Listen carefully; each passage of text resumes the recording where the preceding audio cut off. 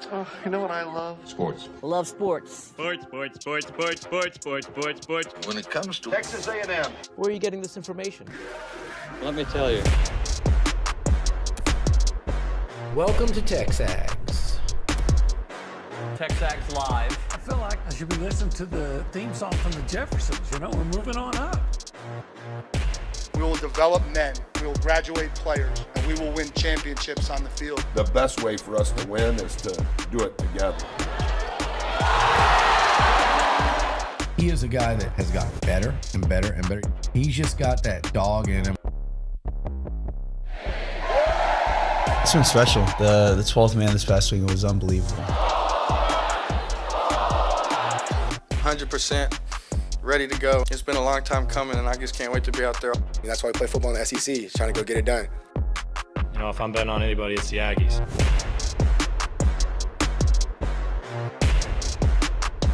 Starting the show off with some stats, OB. All right. First off, nice shirt. I really like that shirt. I like this shirt. Very nice shirt. It's TexAgs Live. We're presented by... Is that where you got it from? You know, this hour is called the Go Hour. Go Hour. Because of... CC Creation. Yeah, the entire presentation is called TexAgs Live, presented TexAgs by... David Gardner's Jewelers. Gem of a Guy. Gem of a Guy. The studio. Another Gem of a Guy. Rollo Insurance Rollo Studio. Insurance, so Jason Rollo and family. This is the Cool Zone. Oh, yeah. Yeah. Sponsor coming Monday. Can't tell you The who Boss? it is.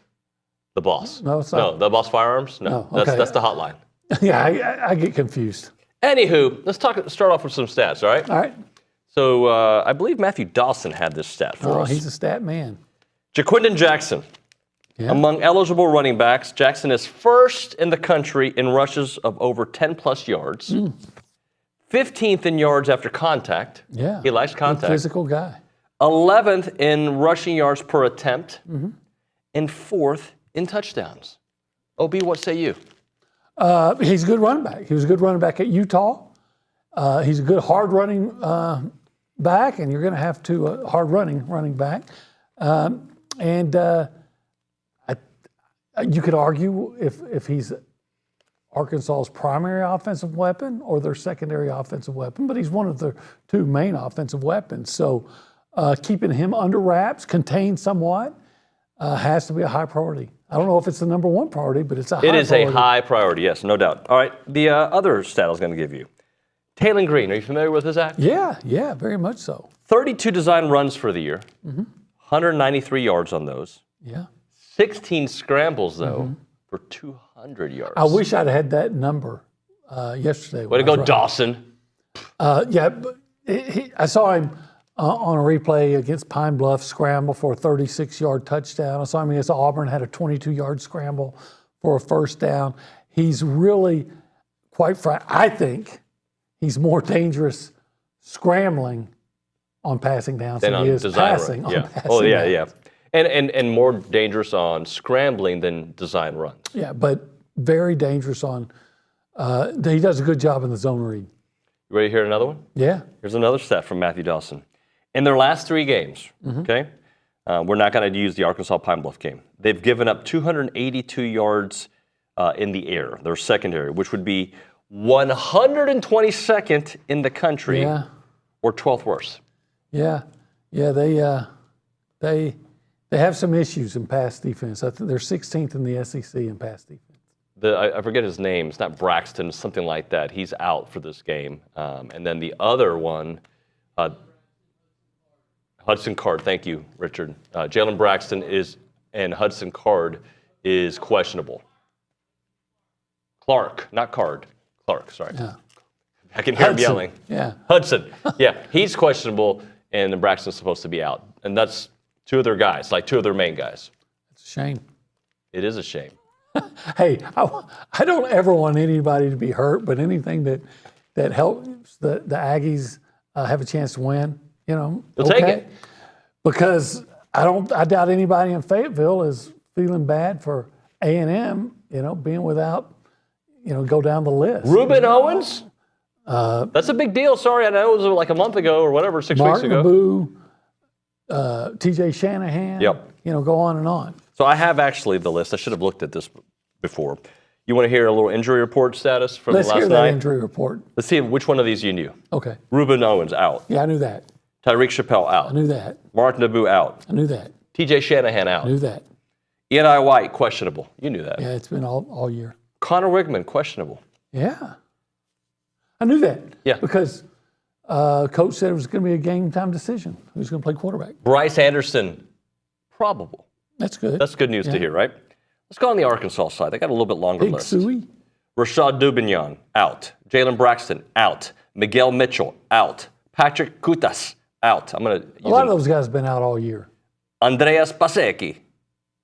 I just added the accent on that one. I just felt better. Kafri Brown, out, wide receiver. Monte Harrison, doubtful. Ty Washington, the tight end, probable. By the way, their starting tight end, Luke Haas, he's good. they don't throw him the ball very much anymore. Yeah, that's kind of strange because he's I think good. 9 catches on the year. Yeah, you still got to be wary of him. He's a talented player. He's very talented. He got hurt in the A&M game Yes, he did. last year. Hudson Clark. Not Hudson Card. No, not him. He's up at Purdue, right? Yeah, he plays a different position. Hudson Clark, DB, probable. Tyrell Reed Jr., probable. Okay. Yeah, you know, I think their main guys for the most part though is you know, Green's going to be there, Jackson's going to be there. If you Armstrong's going to be there, Satania's going to be there. If you put all your emphasis, okay, on stopping Taylor Green, can Jaquindon Jackson himself beat you? I don't think that Arkansas can beat you if Arkansas is one-dimensional. So if you keep... I think I said that the wrong way. I meant to say if you take out one of those, Taylor Green or Jaquindon Jackson, can the other one beat you is what I meant to say. I don't think they can... I think beat you on play, but I don't think that that either one of those guys... Not saying they're not good. I'm just not saying that... I'm saying that they're not that Cam Newton kind of guy. Right. That if you take something away... he can compensate. I don't see that. So I think if you can make Arkansas one-dimensional, you'll win. All right, let's do 3 things we want to see, brought to you by the Brazos Running Company, your local Aggie-owned specialty running store where you can find Brooks, On, and Hoka shoes, located at Century Square below the Star Cinema Grill in College Station. You want to go first? Yeah, make Arkansas one-dimensional. No, I want to see them contain Jackson. The containment. Yeah, just keep him under 100 yards. I'd love to see that. Yeah. We talked about that earlier this week. Keep him under 100 yards. Make it the 3rd game in a row that you can keep your opponent under 100 yards. That would be huge. I want to see them keep Taylor Green in the pocket. Yep. Oh, I want him to be in the pocket like quarters right here that I have, or my car keys. Keep him in the pocket. And you do have cash. Yeah, that's in the back pocket. That's the back pocket. I don't care which pocket. Just keep him in a pocket. And I want run, Aggies, run, because I don't want you to be one-dimensional. Have success running. Auburn did. Have success running, but run. because you give me a successful running game against a secondary that's already having problems, and now they got to start thinking about the run. There'll be big plays to be made. Well, here's mine. Okay, let's sounds very similar, but the first one's a little different. All right. I want to see down the field passing. Okay. All right. I'm sorry. It's time. It is. I need a Noah Thomas. I need a Drew Barber. I need a Cyrus Allen. I need a Ja'Day Walker. Name them, okay? Theo. Thor. Yeah, Theo. All right. Give me everybody. I mean, I want Trey Watson. You name it. I want them down the field. I want some down the field passing. Some 20-yard plus plays. But I want that to be set up by the run. The line of scrimmage, the ability to run, wear them down, and every once in a while, when they think you're going to keep running, you go, oh, hi, Cyrus Allen, 76-yard touchdown. I like it. I love it. I love it. It's not like, it's a love. I love it like 1775 barbecue. I knew you were going there. That's why I set you up like that. And then, this is simple. Simple. That's why I corral like Taylor Green. Corral him. Corralling. I'd like to see some sacks because he does get sacked. Yeah, a lot. But I want him to throw. Okay, I want him to throw because I don't think he's that accurate, and I think he'll throw some interceptions. Okay, you have nowhere to run. Throw it away, baby. Oh, look who got another interception, Marcus Radcliffe. Thank you very much. It could happen. It could happen. He's, look, he's an SEC. He's a quarterback in the SEC. He's really good. I'm not, but if he has an open receiver, he can get it to him. But I don't see him as the thread the needle type of quarterback. I don't either. This especially if he's harassed. If I were to add a fourth thing, I kind of am going off what I just said a moment ago. Can I get some sacks? Yes. Can a brother get some sacks? Because yes. He's been sacked 3 times in 3 different games. That's right. The last time I did math, that would be 9. That would be 9. I think we could see 3, 4 sacks in this game. Now, I'm not asking for it because every time I ask for it, I get 1 or I get none. But I'm just saying the probability, I think, is high with an offensive line that's okay. Okay, we said that about Notre Dame, and it didn't work. An offensive line that's okay, and a quarterback that seems to put himself in some tough positions with opposing defenses. The offensive line must be struggling in pass protection. Because when I have a very mobile quarterback who can really run, and I'm still giving up 3 sacks, the only team that hadn't got a sack on was Pine Bluff. Right. And that's just not even fair. But, all 3 teams, UAB, if UAB can get to him 3 times, then what is that telling you? Because he's a mobile quarterback, and they're still getting, and UAB still got it 3 times. So here's why Oklahoma State 3 times. They're improved based on what they were last year. Yes, they are. And they're good at run blocking. Pass pro, I don't want to sound overconfident. I wonder if that run blocking, at least in some degree, that success is not a byproduct of who they played. And maybe an elite running back, too. I mean, look, he had 800 yards last year at Utah. I think he's already got 400 something. He's a good running back. He really is. And Green scares me. If he they can beat you. Those 2 guys can beat you if you allow them to play their game. And you know what? And here's what concerns me the most, though, is I think Arkansas has the ability, maybe not to be consistent to just grind it out on you, but they have big play ability. And what is A&M's issue? A&M's issue is they tend to give up big plays. And with the receivers they had, Satania had a 58-yard touchdown pass last week. And it was caused because Taylor Green was able to escape the pocket and keep looking downfield. And for some reason that I'll never understand, the defensive back, I don't know if it's a corner or a safety, who's 50 yards downfield comes off his man. What, are you going to go help on? We'll get there eventually. 9 minutes later. But anyway, the point is, they throw a 58-yard touchdown pass. Anthony Armstrong is an even bigger threat as a big play guy. So he leads them in receptions. He's got big plays. I don't think A&M wanted him bad out of Commerce. I don't think he has a touchdown this year, though. He may not, but he is a big play threat, so that's what concerns me. All right, if you want to be a part of the conversation, you can call us, you can text us, 979-693-1150. If you call us, we will pick it up on the Boss Firearms Hotline. Boss Firearms. Yeah. If you text us, like a boss, we'll read it on the text line, 979-693-1150, like a boss. So let's go behind the glass and say hi to Nick Savage. Nick, good morning, sir. Howdy, good morning, y'all. How are you, man? I'm good. I'm all right. Something I'm going to be watching for, or one thing I want to see. I don't give y'all 3 things. I don't have, you don't give me that much time. But anyways, red zone efficiency. We kind of talked about it earlier this week, how the Aggies get into the red zone, but not necessarily convert those into touchdowns, a lot of field goals. So I want to see less of Randy Bond. I only want to see him kicking extra points, right? So, if they can go 4 for 4 in the red zone with 4 touchdowns, I think A&M's got a pretty good shot to pull this one out. Nick wants to see red zone efficiency, and they've been efficient in the red zone. Unfortunately, red zone touchdowns. Yes, that's exactly what he's asking for. We do need to see more touchdowns.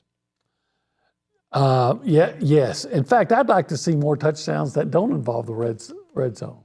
Meaning, I want to see some big plays for A&M as well. I would love to see like a 31. That's not asking for a lot. 31-yard touchdown. It's not that much. I mean, would I like another 74-yarder? Yes, but those are sexy. Those are I love them. Those are queso mac and cheese style. Yeah, they are. All right, let's go to the Angry Elephant News and Social Center. McKinley Polanski. Good morning, McKinley.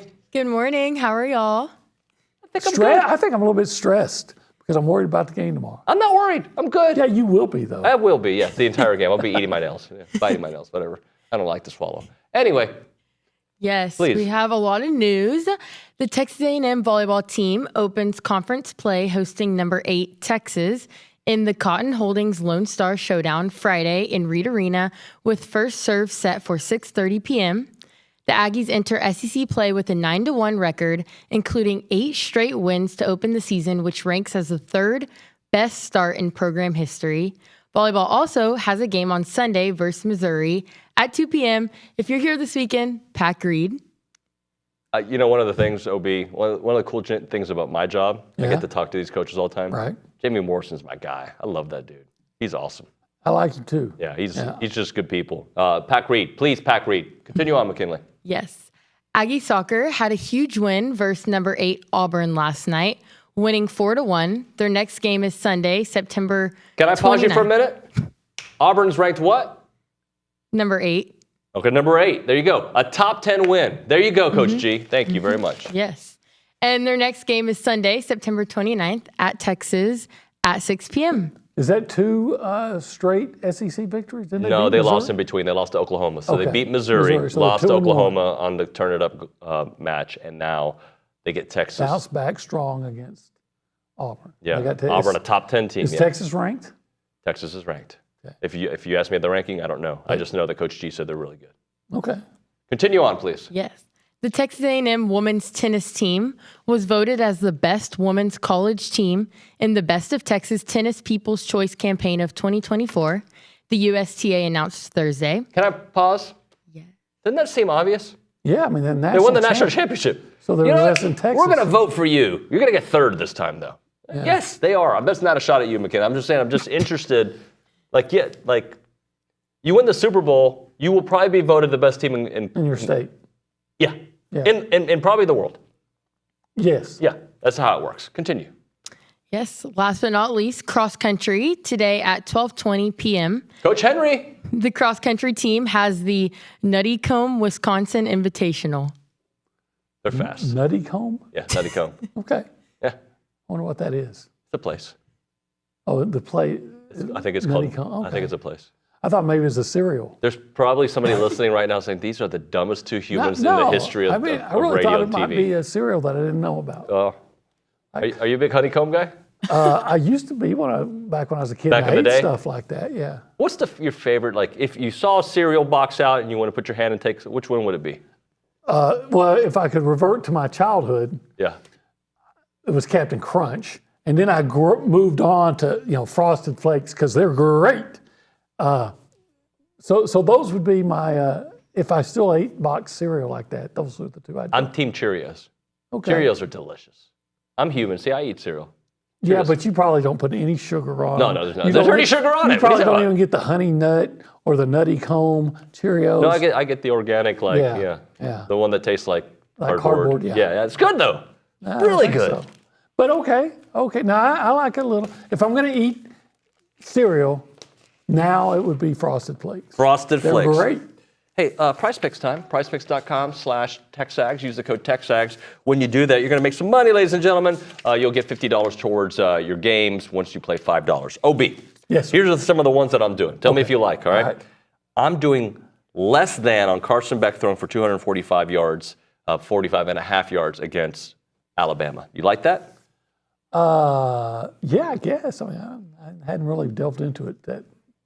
Unfortunately, I'm doing more than for Jaquindon Jackson rushing for over 77.5 yards. Okay. I Okay? don't like that. I'm going to make some money this week. That's what I'm sharing the people, the knowledge that I have here.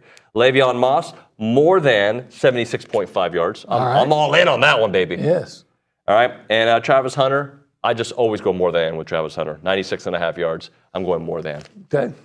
Agree, disagree? Don't care. Feel like you don't care. I got to tell you something. I tell you, I have no idea about Central Florida's pass defense. I don't either. But I know Travis Hunter. Just Travis Hunter. I just know they throw him the ball a lot. And every time they need something, it's Travis Hunter. Travis Hunter. Yeah. So that's what I do. If you want to play Prize Picks, all you need to do is go to prizepicks.com/TexAgs. Use the code TexAgs. As I told you, receive a $50 once you play in $5 lineups. And by the way, there's a win in September. One last win for you, Caleb Williams. All he has to do is throw for 1 yard, and you're going to win with him as well. So have him as one of your options. prizepicks.com/TexAgs. Use the code TexAgs.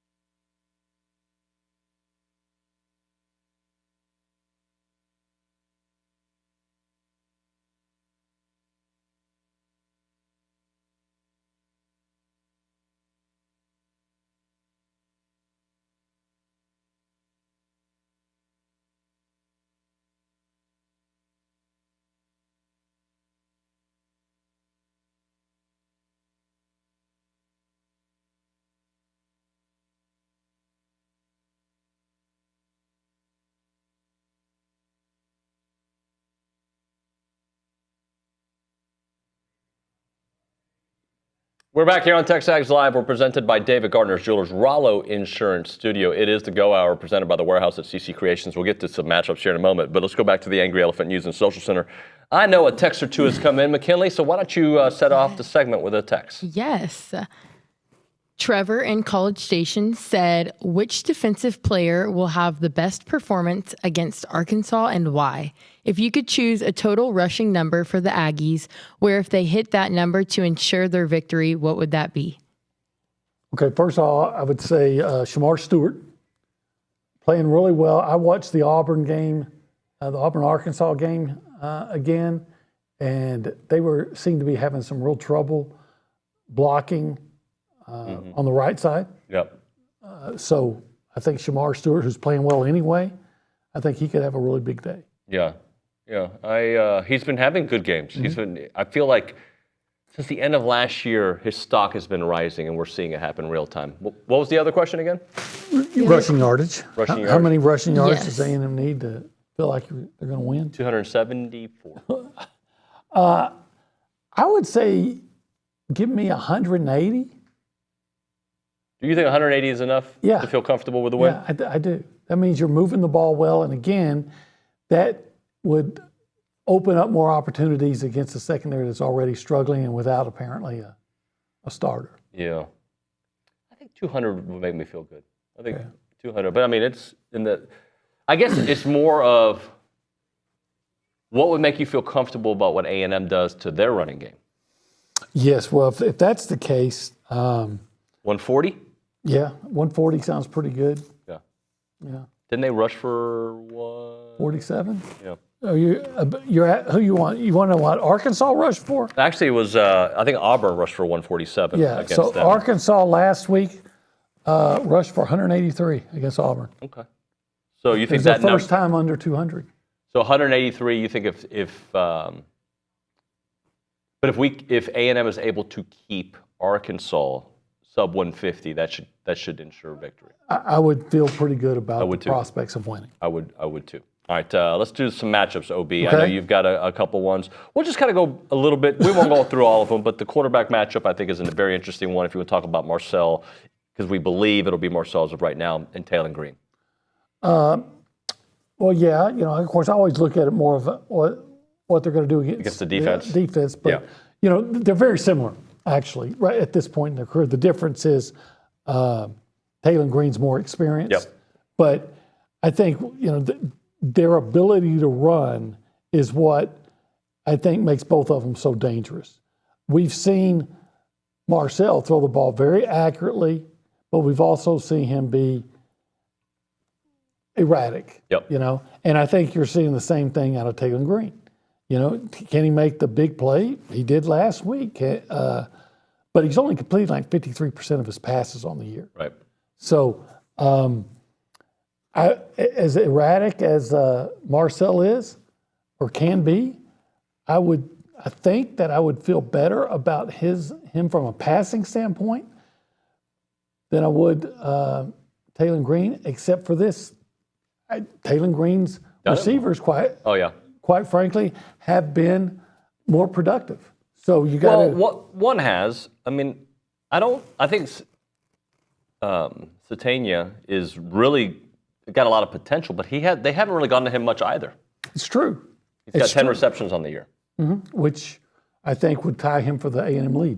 Isn't that funny? But A&M doesn't have a guy that they feel comfortable as their guy. Right. I think that's where I'm going. But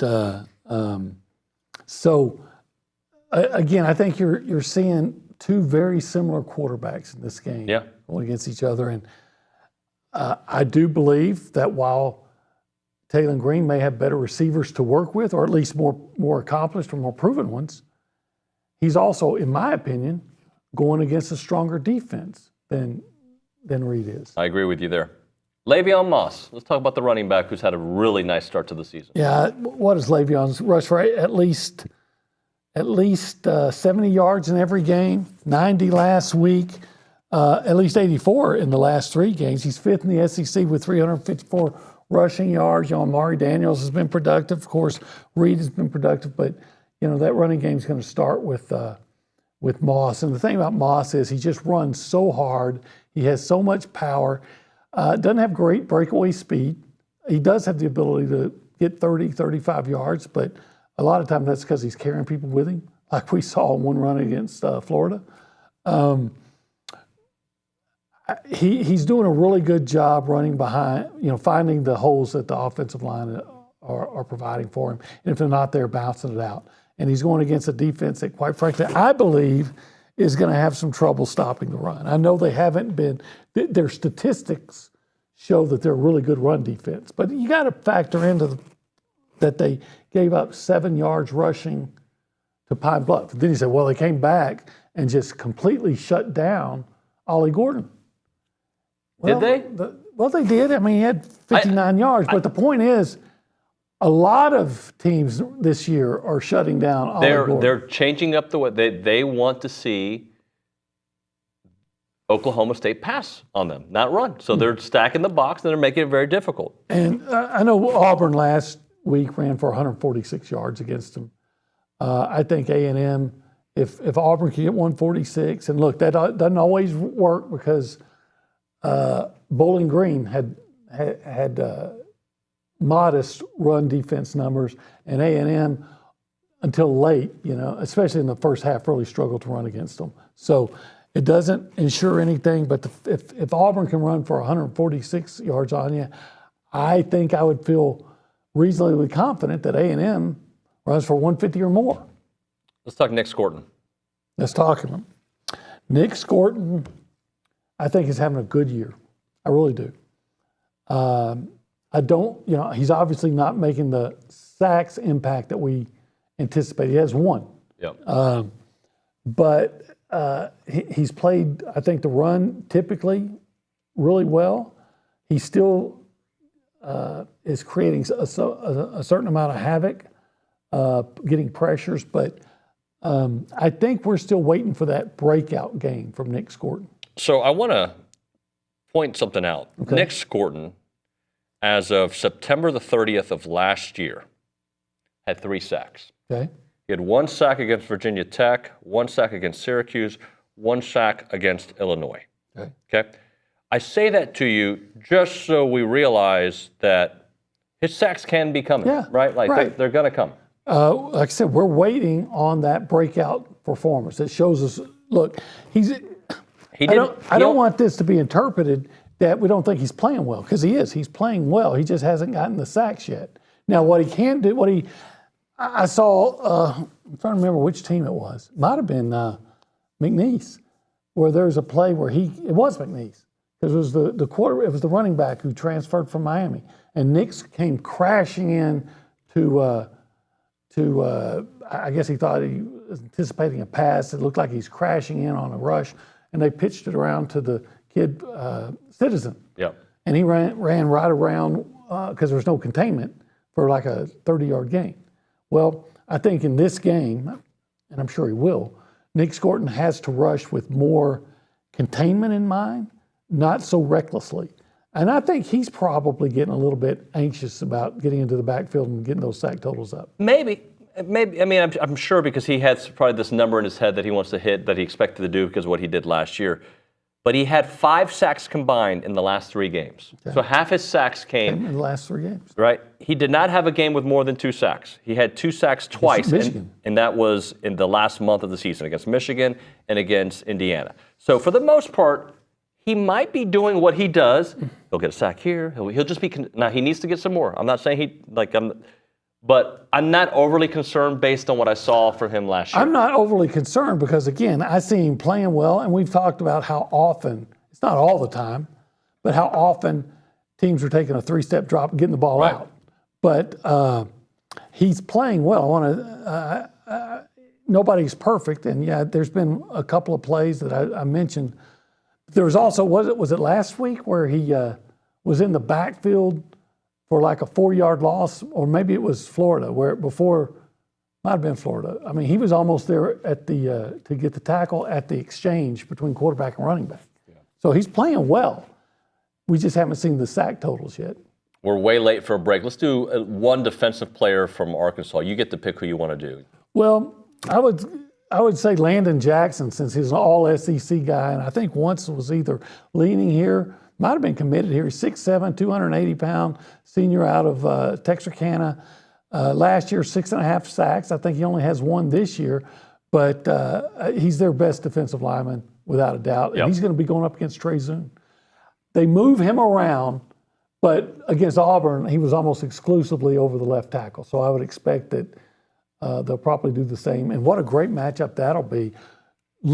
Trey Zoon, who it's early, but he's playing like an all-SEC guy. Right. Against a defensive end who has been an all-SEC guy. I think if you can take Landon Jackson out of the pass rush, neutralize him, I think you should expect some pretty clean pockets. Yep. All right, let's hit a break. We'll come back with our prize picks, pick 6 right now. All right. Last year, we're not going to be able to do it this year because we're not leaving today, but last year, we, on the way to Arkansas, stopped for barbecue. We stopped with our good friends at Fargo's. Yeah. Thoughts and prayers. We love Fargo's, all right?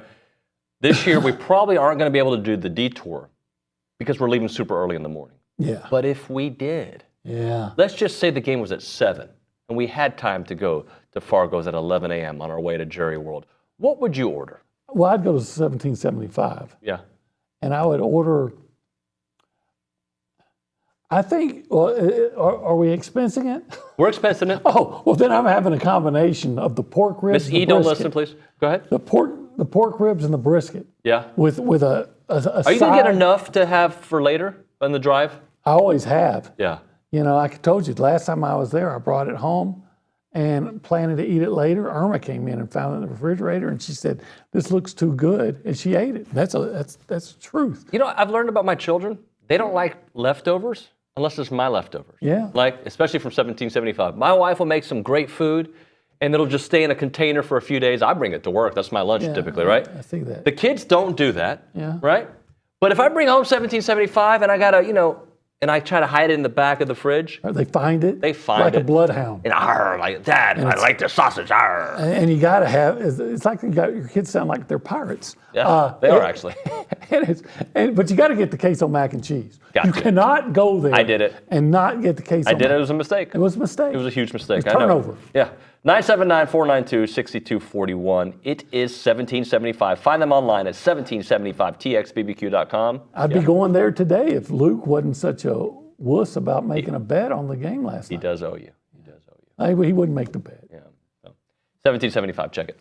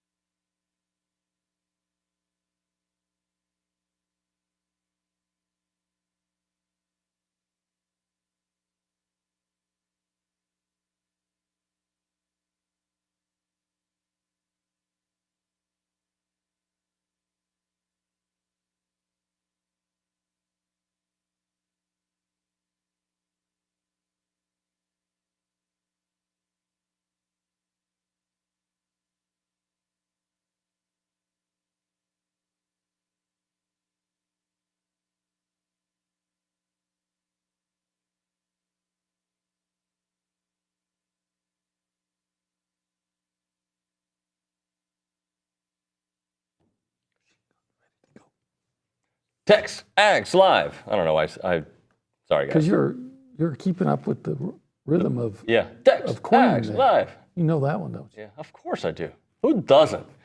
By the way, it's now time to do our Pick 6 presented by Prize Picks, ladies and gentlemen. And Prize Picks are the ones to do it for you. Remember, if you play $50, once you sign up at TexAgs, prizepicks.com/TexAgs, use the code TexAgs, you will get yourself $50 to play once you play $5 lineups. And we're having a lot of fun doing it. And we're going to do our Pick 6 now to kind of figure out what games we're going to dominate. Because right now, Billy's in the lead. I don't know if you've seen the standings. Billy, the last couple of years, I think he's finished last. Public service, if you want to get rich, take my picks and go the opposite way. I am the Florida State of the... You did well last week. You finished 3-3. I've actually had 2 decent weeks in a row. Oh, had I not gone with the Aggies and the 22 points, given 22.5 points, I would have finished 4-2. I had a great week. I went 4-2. I was first place last week. Yeah, but Billy's in the lead at 15-9, tied with Seth McKinney at 15-9, and there are several of us tied for third. And Olin Buchanan and Caroline Fenton. Yeah. 10-14. What can I tell you? I like hanging out with the girls. Yeah, that's what you do. Let's go to the Angry Elephant News and Social Center. McKinley, you got some games for us? I do. Tell us. Number 20, Oklahoma State is traveling to number 23, Kansas State. They are playing at Bill Snyder Family Stadium. It will be on ESPN at 11 a.m., and Kansas State is favored by 5.5 points. I'm struggling with this one. I think K-State's going to win, but I don't know if they win by the 5.5. Yeah, that's what gets me. Yeah. The point spread. I'm going to go with Kansas State, thinking, okay, maybe they'll win by a touchdown, but so everybody take Oklahoma State. Yeah, I'm taking Oklahoma State. I think Kansas State ends up winning, but I'll take OK State. Let's go to the next one. Number 21, Oklahoma is heading to Pat Dye Field at Jordan-Hare Stadium, where they will take on Auburn. It will be at 2:30 p.m. on ABC, and Oklahoma is favored by 2.5 points. I think I'm taking Oklahoma. I do too. You know, Auburn has played two FBS teams. Division I is what I still like to call it. And they've scored 14 points in both. Now, I hear the rumor that Oklahoma's going to be without maybe 5 of their 5 top receivers. But that's a lot of receivers. That's going to be the best defense that Auburn's faced so far. Yeah. And twice Cal held them to 14, Arkansas held them to 14. Now, Auburn helped hold himself to 14 with fumbles, but I think the going is going to be really hard. I'd take the under. I don't know what the under is, but I would take it.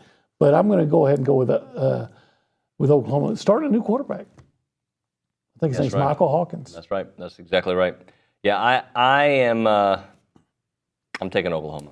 It's funny. I heard Oklahoma fans, on different message boards and things like that, and Twitter saying, or X, whatever you call it, saying that Jackson Arnold was going to be as good as Dylan Gabriel. He's as good as Peter Gabriel as a quarterback. Yeah. McKinley? I like that. Number 15. Number 15, Louisville is traveling to number 16, Notre Dame. They're playing at Notre Dame Stadium. It will be on Peacock, and Notre Dame is favored by 6.5 points.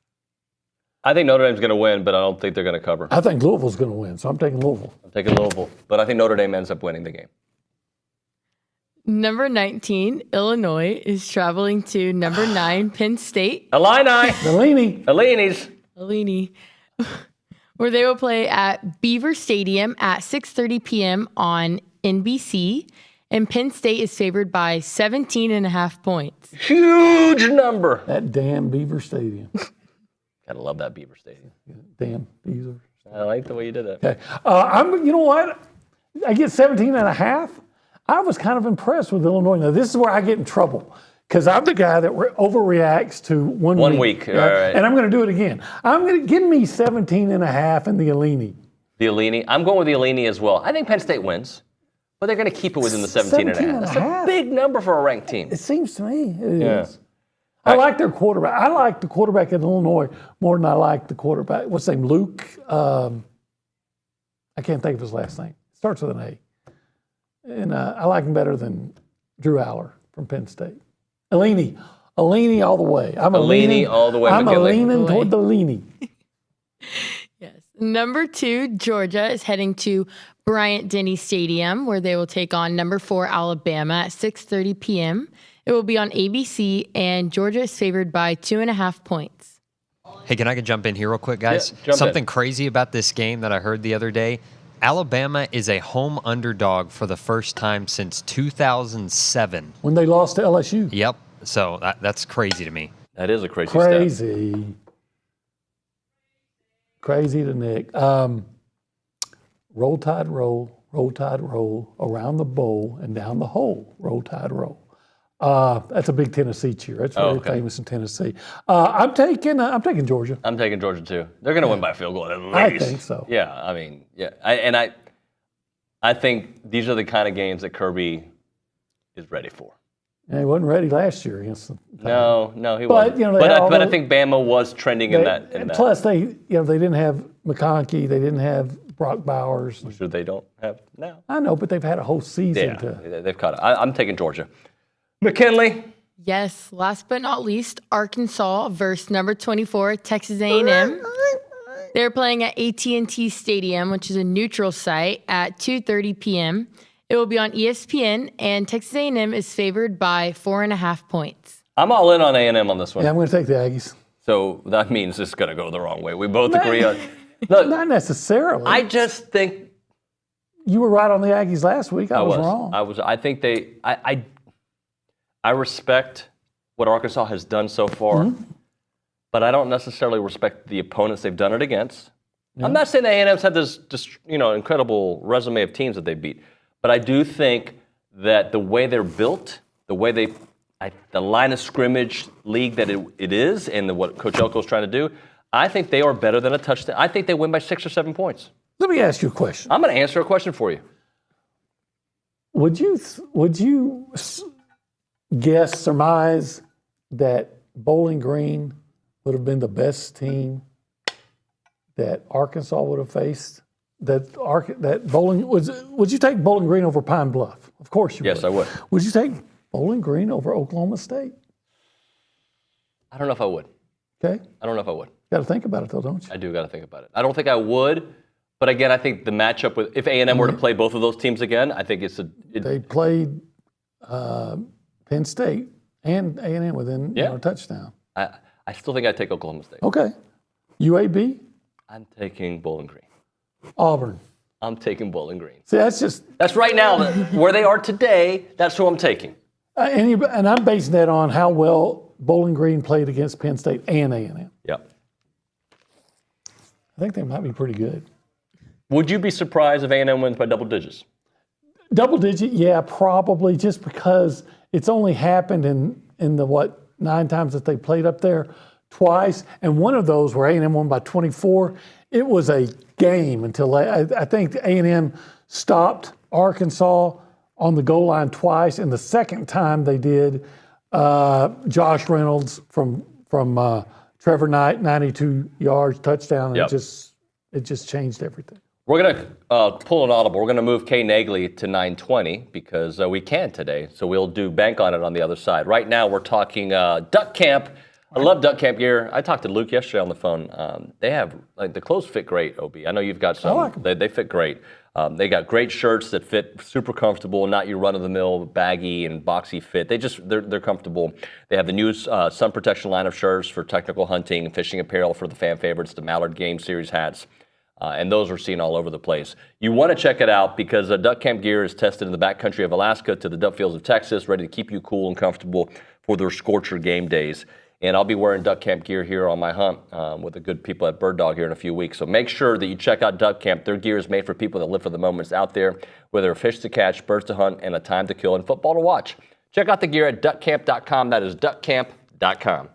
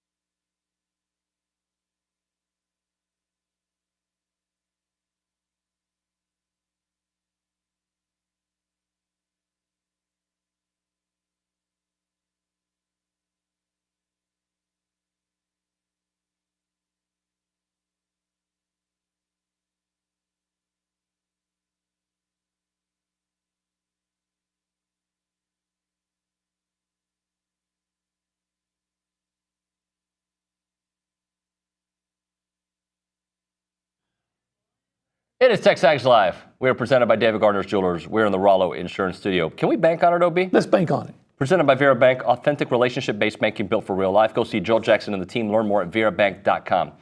You ready to bank on something? Yeah. What are you banking on? I'm banking on Marcel Reed throwing for over 200 yards for the first time. Well, this season. Because he's going to rush for over 100 too?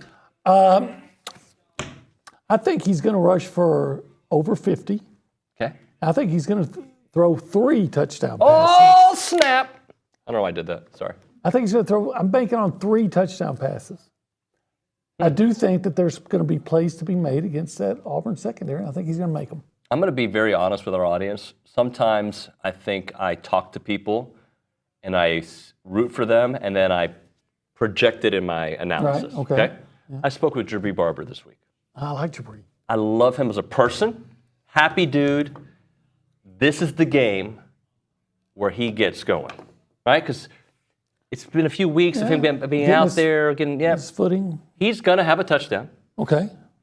And I'm saying he's going to have 68 yards receiving and a touchdown. Okay, 68. 68 and a touchdown. That's my guess. That's my prediction. That's one of the 3. That's my bank. That's one of the 3 from Marcel. Yeah. Read them and weep, Arkansas. Who are the other 2? Is it Theo again? Does Theo get a 3rd? I hope so. I mean, it's a tradition now, right? Cyrus? Anytime Aggies do things together twice, it becomes a tradition. So it's a tradition to hit Theo Mellon, Orstrom down the middle of the field.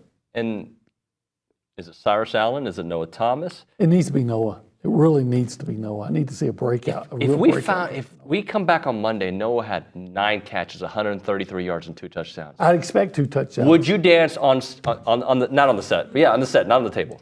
Would you for like Adam West style for 3.5 minutes? I can do that. No, but like standing and like doing the other stuff. No. All right. Well, no one. We want people to watch, but I'd expect 2 touchdowns from Noah because he collects things by 2. I like that. All right, we're going to hit a break here. When we come back on TexAgs Live, Vanderbilt's finest fan, SEC Mike, next on the program. That and more is TexAgs Live.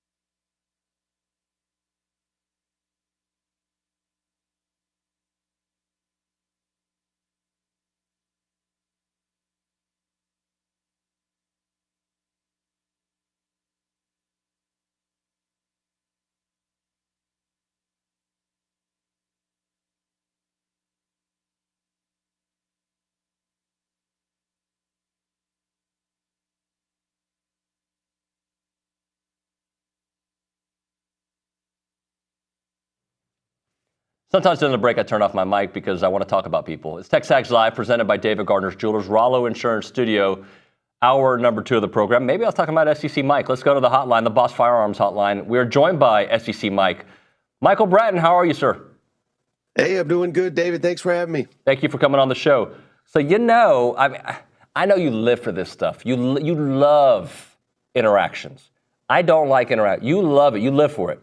So, Vanderbilt, you still think they're the team to beat A&M? Still think they can? As of today, probably not. But I certainly would think a lot of the Aggies that were mocking that have seen what a quality team. I mean, they nearly knocked off Missouri. You know what I mean? Yeah. I think they're a quality team. I don't think they'd beat A&M. But to be very honest with you, Mike, here's my issue with most of the teams in the SEC. Not all of them, but maybe from 6 on. I don't know who they really are. I don't know if Missouri's really that good. I don't know if A&M is that good. I don't know if Arkansas is good. I think Auburn's not very good. Like Tennessee and above, I think those teams are really good. The rest, I don't really know anything. Yeah, I think that's fair. And I also think that the incredible expectations and not giving coaches and players opportunities to grow and develop, I think that has stunted the growth of a lot of SEC programs, because if you can't get it done quickly, then you can't get it done.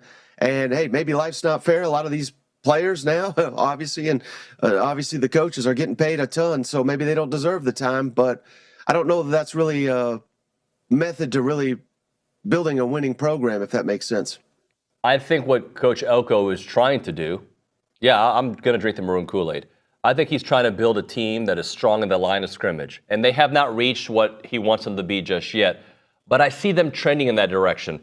I know the Bowling Green game wasn't fantastic, but what I saw them do against Florida, I think that's going to be the recipe. And there are going to be teams that are not as well coached as Bowling Green was, that they're going to be able to take advantage of in fourth quarters. Yeah, but to your point, well, you said 6 through 10. I'm looking at Florida as maybe the 15th best team in the SEC right now. So, but they took care of business when I didn't think they would. So let's give the Aggies credit for that. But yeah, I mean, Florida is just so horrible especially on the defensive side of the football. But yeah, that's the blueprint that you want. You want a ground and pound that's going to help the defense, limit snaps they have to face. But what you were saying about the Bowling Green, I mean, I think, fair or not, David, I mean, I think A&M's offensive line is really holding them back right now. And is that Mike Elko's fault? I don't think it is. So? I think it's holding back the entire offense, just given injuries and what they've inherited there. See, I disagree. I think the offensive line has actually been really good. Compared to what I've seen the last few years, I think the offensive line has been good. I think last week against Bowling Green, and when I first watched the game, my feel was, man, this line isn't doing what we've seen them do the last couple weeks, because they did dominate Florida on the offensive line. I think what you saw Bowling Green do was, we're going to make Marcel Reed throw the ball, and we're going to pack the box and make it very difficult. And by the way, by the end of the game, even with the injuries, A&M was running the ball well. They just did not finish that game strong. That's true. I don't think the O-line's been the issue. I think the issue has been not being able to throw the ball down the field and giving up big plays. That's what I've seen from A&M. Mm-hmm. Yeah, if I had to hear one more time about how good that Bowling Green tight end was going to be, I thought I was going to throw up. But, they're going to see guys a lot better than him come SEC play, obviously. So, yeah, you got to get that corrected. But, again, a win's a win, first year. If you would have told me Texas A&M's 3-1 after knowing what they had the first 4, I would have signed up for that. And I still, it's crazy to call them a playoff team. I don't think they're anywhere close to that. But they could still get there if they improve week in and week out. Marcel Reed or Connor Wigman, whoever's the quarterback, gets more and more in sync with Colin Klein, if that makes sense. So everything's still in front of the Aggies. Mike, I don't look at A&M as a playoff team either for the obvious glaring issues that we've seen so far. But back to that original point, yes, there's those 5 teams that we've been talking about. Like, there's 5 or 6 teams that are legit good. But if A&M's able to beat Arkansas this weekend, I think you're picking A&M to beat them. Am I right? Yeah, I got A&M. If A&M is able to beat Arkansas, that sets up a showdown against Missouri, a top 10 Missouri team that's coming off a bye. And I don't know if they're going to beat them, but I think Missouri's got their issues, right? And then you get Mississippi State. So you have potential right now to go on this nice little win streak with a team that's still trying to figure out who they are. And if you get through that, I'm not saying you're beating Missouri. I'm not saying you're beating Arkansas, because I feel good against Arkansas. And if you do beat Arkansas, then I think it sets up a massive showdown that I would like to see what A&M can do in that environment against a quarterback who is going to sling it. Yeah, no doubt. And if I can plug kind of the buffoonery of Cousin Shane and I, we actually have a wager, an off-season wager on this Missouri game. So be on the lookout Sunday night when we have the opening line for Missouri A&M. I said in the summer, I think A&M is going to be favored in that game. If they take care of business on Saturday, they will be. Otherwise, Missouri is going to be favored in that game. Shane and I have bet a milk chugging contest on who's going to be favored in that football game. But yeah, the way Missouri's playing right now, heck, in College Station, there's no reason Texas A&M can't beat them. Now, I think Missouri's got the potential, certainly, to beat Texas A&M and beat them handily, but they have not been in sync on the offensive side of the football outside of being able to run the football. You can't tell me there's not something wrong with Brady Cook. I think he's injured or something, but he is just not the same player that he was last season. So there's no reason to think if A&M wins Saturday, they can't beat Missouri. Who's the better quarterback, Marcel Reed or Taylon Green in this matchup? Oh, probably Taylon Green, but he's kind of half amazing, half head-scratching.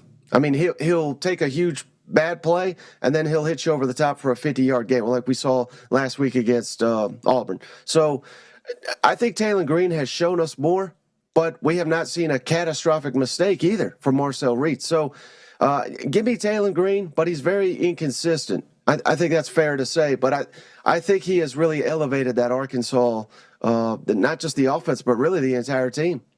Have you noticed that they're really not throwing the ball to a lot of folks? I mean, it's Andrew Armstrong, and that's about it. I mean, yes, Isaiah Satania had a nice game last week, but they're not giving Luke Haas the ball. They're not spreading the ball around. It's very interesting that I think Taylon Green, as good as he is athletically, he is zeroing in on one guy, and of course, Jaquindon Jackson's been solid for them. Right, and talking to Arkansas people, believe it or not, David, it's Andrew Armstrong. I think he's like 6'5", something. I mean, he's a tall guy. The theory is among Arkansas people is he's just throwing it to the guy that can outreach the defenders, because he's apparently afraid. They've got it so hammered in him to do not throw interceptions. He's throwing to the tall guy, and he's always throwing high because either Andrew Armstrong's going to catch it or no one's going to catch it. So, you know, they have got to get him out of that, because you can't just go the full season just throwing to one guy.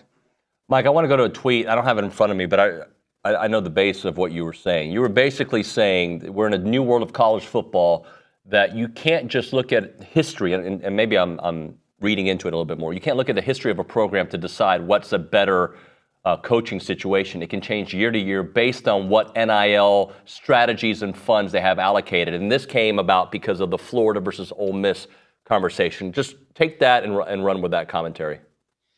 Yeah, well, I just think it's so foolish. You know, people. I mean, that's what we do. We debate and we love the banter and all this, that, and the other. But Florida fans can't get over themselves thinking this is a significantly better job than Ole Miss. Well, yeah,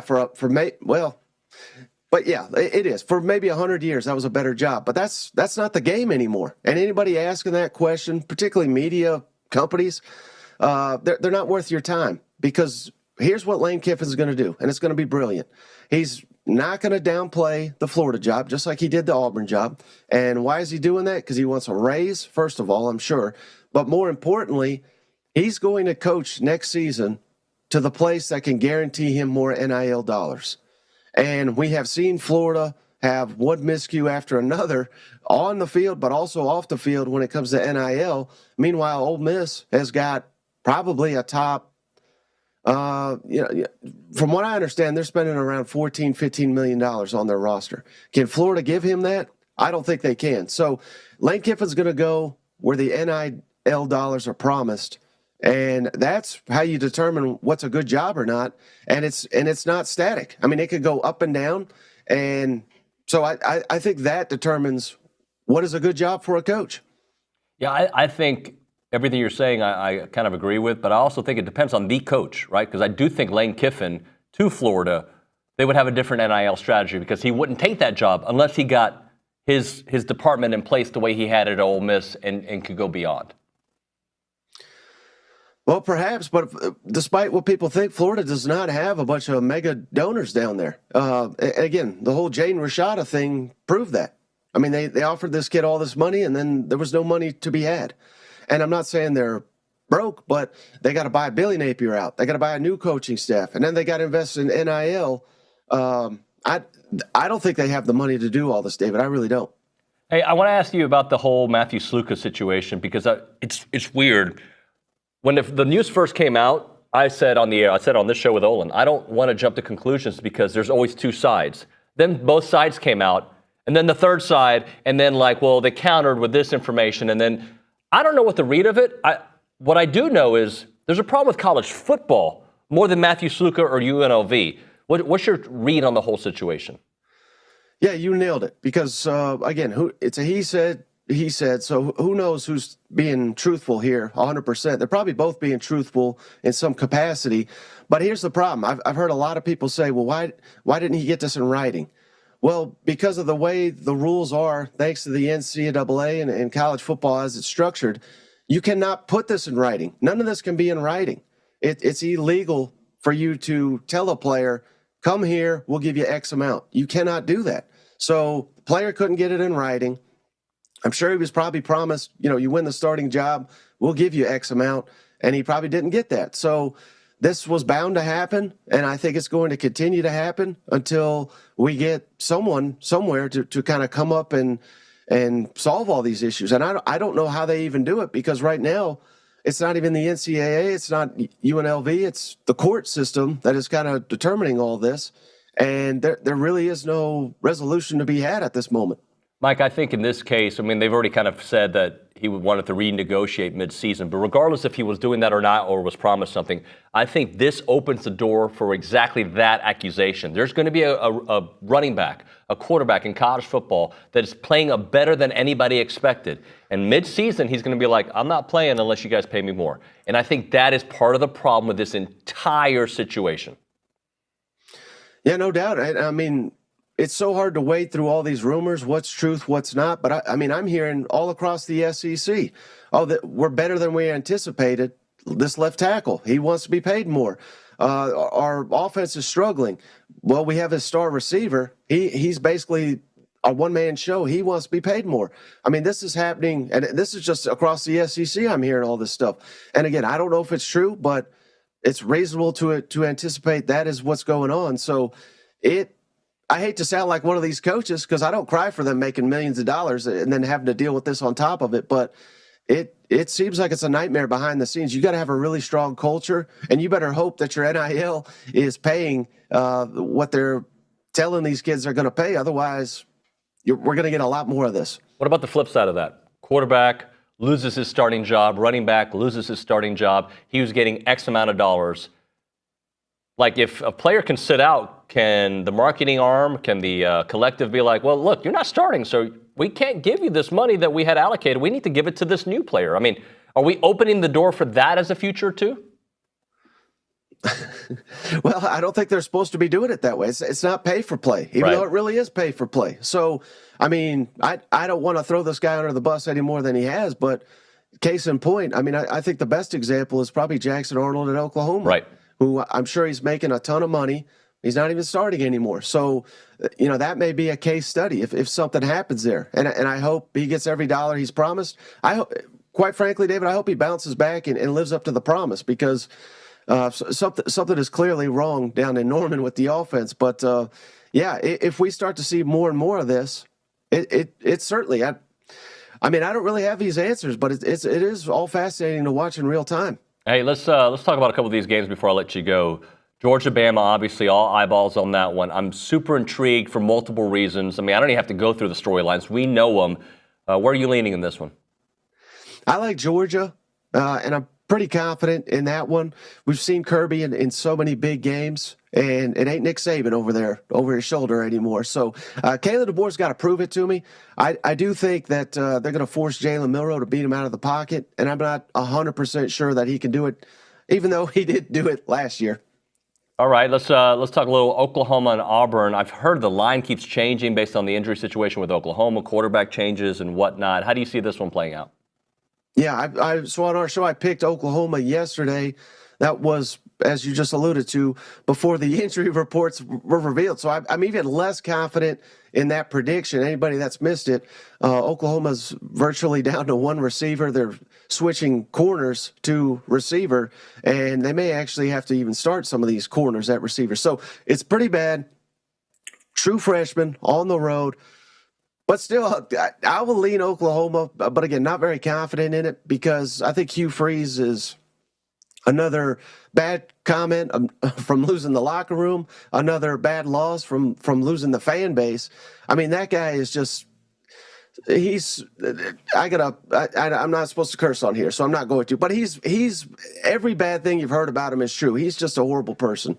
Well, look, I have some issues with Lane Kiffin because of the way he went after A&M and Jimbo, but I get it too. It's kind of in the fun. They were going after each other. There's a part of me that loves Lane Kiffin because he says things sometimes in code that we know what he's talking about. And when he went after Hugh Freeze this week, and I thought that was spot on the way he talked about his former quarterbacks, Matt Corral, and having a bad game and how he put his arm around him and told, to me, that's what a college coach should be, not what we saw from Hugh Freeze. No, and he's been that for 20 years, going back to high school. I mean, there's stories I could tell you, David. I got a lot of family in Memphis. We even played for him at Briarcrest Academy. But, the stories are lengthy, and Auburn sold its soul to bring him on, and I couldn't be happier for those fans right now. All right, let's talk a little South Alabama and LSU. And the reason I bring up that game, I'm just curious what kind of trajectory LSU is going to be on. Because if you think about the team that they were last year, and they weren't super good last year. Right? I mean, Daniels was fantastic, obviously, in the wide receiver corps. But offensively, they're good. They're not what they were. Defensively, they look like they might have been better, but they keep losing guys.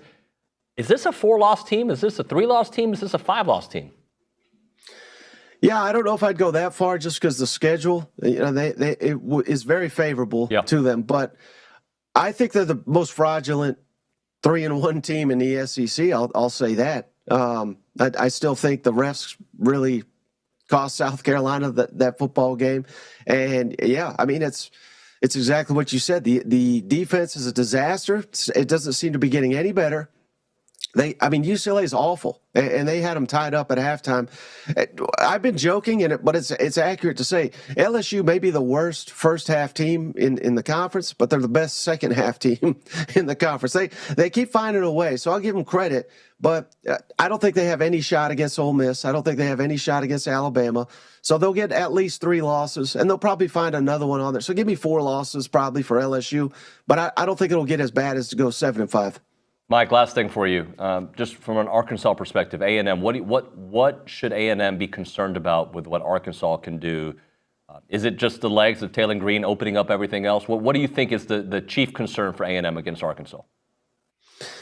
Yeah, that Bobby Petrino, again, another good play caller, maybe not a good person, but his play calling is pretty dynamic. Watch out for that. JaQuinton Jackson is an incredible running back. If the season ended today, he'd be first team All-SEC without a doubt. Him and Dylan Sampson at Tennessee, probably the two best running backs so far this season in the conference. And I think really just protection for Marcel Reed, because Arkansas, their defense is not great, but they have a really good veteran defensive line. If they get after Marcel Reed in this game, I think Arkansas will win it. All right, Mike, I appreciate your time, buddy. We'll talk to you soon. Thanks for having me. Thank you, man. SEC Mike there on the Boss Firearms Hotline here on TexAgs Live. We'll hit a break. We'll come back with Around Aggieland. Kay Naegeli will be with us, and I'll probably have some follow-up with the whole offensive line commentary there. Bird Dog Time, an Aggie-owned and operated company creating access to hunting opportunities. You need to check out their website, birddogit.com. If you are interested in hunting, you are a hunter, season one, or if you're brand new like myself and you want to kind of just have like a cool experience and learn during the process, or if you just want to have like your hunt with some added bonuses that they can provide, reach out to the good folks there at birddogit.com. They're basically an Airbnb for hunters and for hunting and for ranches, right? They can hook up the ranches and bring some hunters to your place. They can also make it an awesome situation for the hunters there. They can elevate those experiences with add-ons like live music, helicopter hunting, cooking classes, and much, much more. Again, the website, birddogit.com. Birddogit.com. It's Bird Dog.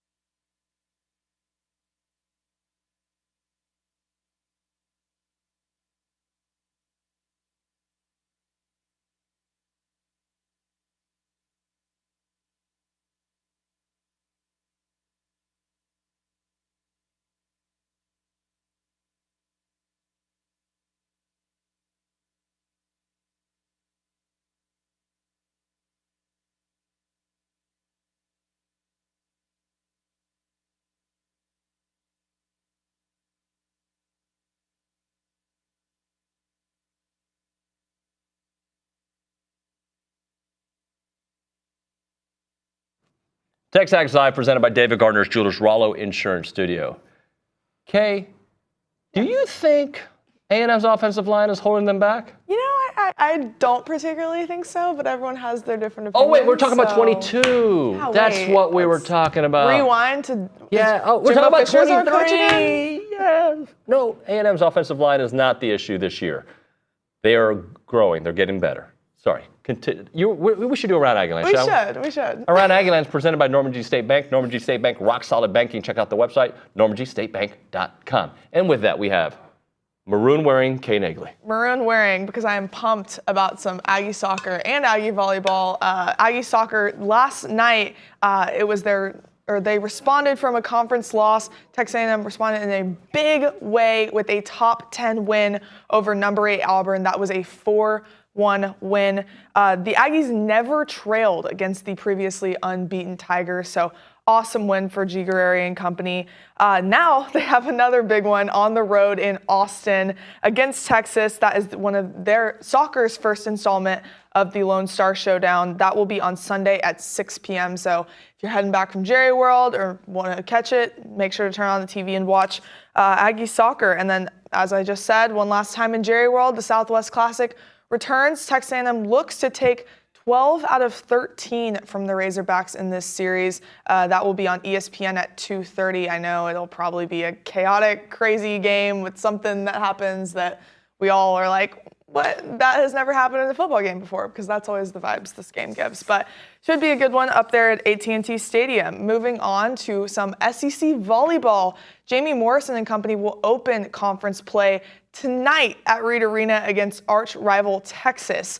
They are entering the Lone Star Showdown, and they will be the first sport to bring back that rivalry. I had a great conversation with Logan Lednicki yesterday, and then Afina Kazapala as well. They are pumped about that game. So if you are going to be in town, aren't heading up to Dallas yet, make sure to head to Reed, pack Reed propaganda, as Luke Evangelist says. They are bringing a 9-1 record into conference play and looking to beat the Longhorns since the first time since 2010. Should be a good one there. Women's basketball, Joni Taylor and company open their practicing today to prepare for the 2024-2025 season. That is year 3 for Joni Taylor. We should be super pumped about that program as well. And last but not least, the cross-country team continues its 2024 season with the Nuttycombe, Wisconsin Invitational that begins today at 11 a.m. Awesome stuff, KK. Appreciate you. Let's go to the Angry Elephant News and Social Center. I know we got a text or two. McKinley Polanski. Dan from Dallas said, do you think Bobby Petrino saved some tricks up his sleeve specifically for A&M, and will we see any from Colin Klein? Yes and yes. Okay, let me answer it like this. I hope we don't need tricks. Texas A&M doesn't need tricks to beat Arkansas. I hope A&M is just going to man them, right? Just offensive line, which is good. Man them, right, on each possession, defensive line. That's what I hope. But to get some of the offense going, I would not mind a little trickery. I don't want to rely on trickery, but a little bit. As for Bobby Petrino, I think he is a mad scientist. I don't know if he's safe stuff for A&M per se, but he does diagnose a weakness in the teams that they're playing and finds ways to dial up the kind of offensive potential that they can have. So yes, the answer to both questions are, I hope A&M doesn't need it. I think Arkansas will, yes. Mm-hmm. Yeah. This isn't a question, but Roger in Rose Hill said... Roger! Said, thanks for standing up for the Aggies with SEC Mike and Gig'em. Thank you. I don't know if I stood up as the right way. Look, to me, like I shouldn't say what I want to say because I'm going to be friendly. The problem with A&M has some issues. The offensive line right now is not the issue. For 3 years on this show, I've told you if the offensive line was good, we're going to be a 9-10 win team. Okay? The offensive line wasn't good. I think they're pretty good right now. I think they're trending in the right direction.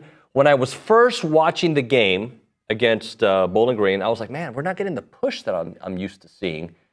And then, of course, as the game went on, I was seeing, they're making A&M throw. Like, they're not allowing A&M. And that's going to be a recipe until Marcel Reed can throw for 225 yards, whatever, that teams are probably going to use against A&M. The offensive line, with centers being out, plural, multiple centers being out, in and out of the lineup, Chase Basantes leading for a little while, has been really good. The offensive line has not been the problem. Let's identify the problems. Why do I hear, is that Taylor Swift in the background? That's so loud. The problems offensively, the problems overall, offensively and defensively, they've given up big plays. That's a problem. These games feel different if you don't give up big plays.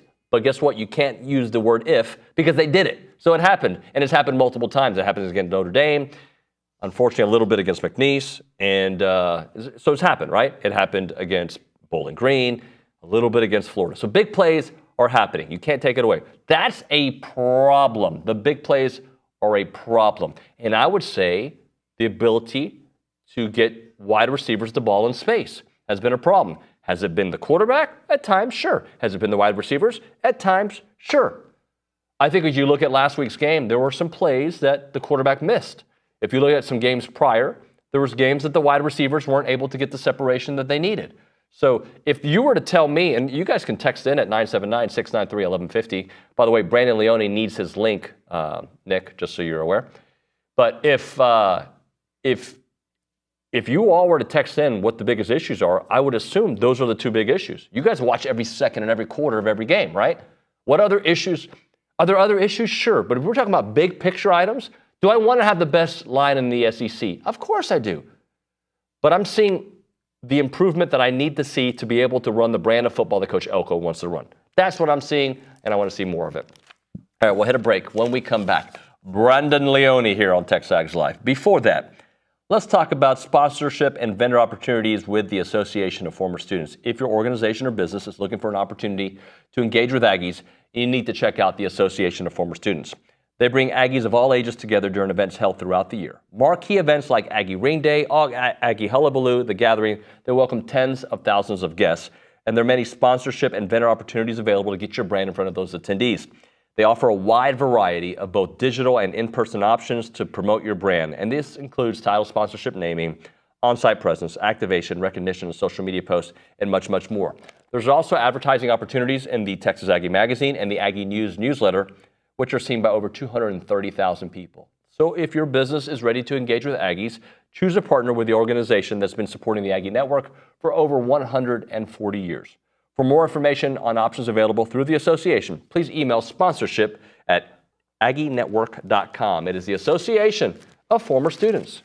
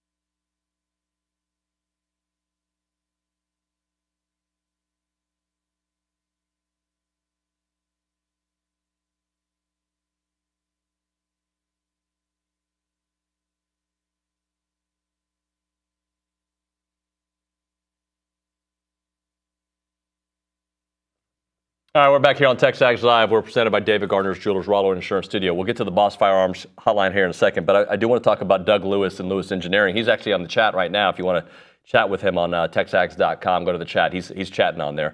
But anyway, they're awesome. Machine shop located in Marshall, Texas. They want to be your premier metal fabrication supplier. They do it all. Defense products, machining, oil and gas, aerospace. If you have a part that you want them to make, they can do it for you. You have an idea, they can get it done for you.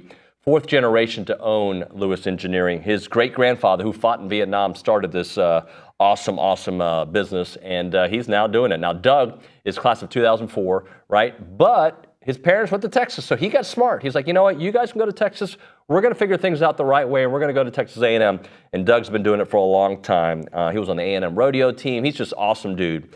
They specialize in high-volume production as well as the close-to-tolerance projects. And they want to invite you to outsource machining to a company that many Fortune 500 companies have trusted over the last 63 years.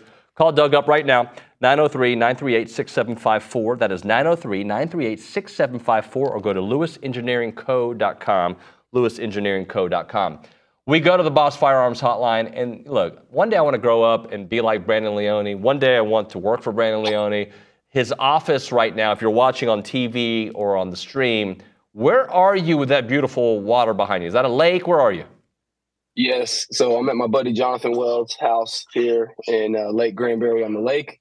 So you know this. So once a year, we try, me and my brother-in-law, some of my best friends, try to go to one away game a year and go watch the Aggies play. And so this year, with it being the last time we play Arkansas in Jerry World, we wanted to come to Dallas and take that game in together. And so our buddy was nice enough to host us at his house and went out on a boat last night. We'll be hanging out, just grilling today, chilling, and getting ready to watch some football on Saturday. Brandon, I think you and I have an interesting relationship with Aggie football because we talk immediately after games before we can really digest, right? We usually do the post-game wrap, and there's an emotional feel to it, right? It's right after the game. Good, we're super high. Low, we're super low. You and I are usually on the same wavelength.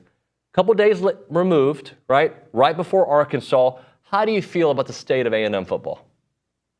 I still feel good about it. I mean, that's what's interesting about the post-game wrap. And I try not to look at the comments because, you get some people that are encouraging, you get people that are discouraging. But I think people got to understand, it's okay to have constructive criticism. And when you're coming out, nobody was feeling just outstanding. And anybody that said they were feeling great after that Bowling Green game is lying, and they're just too blind and too passionate of a fan to be able to see things objectively.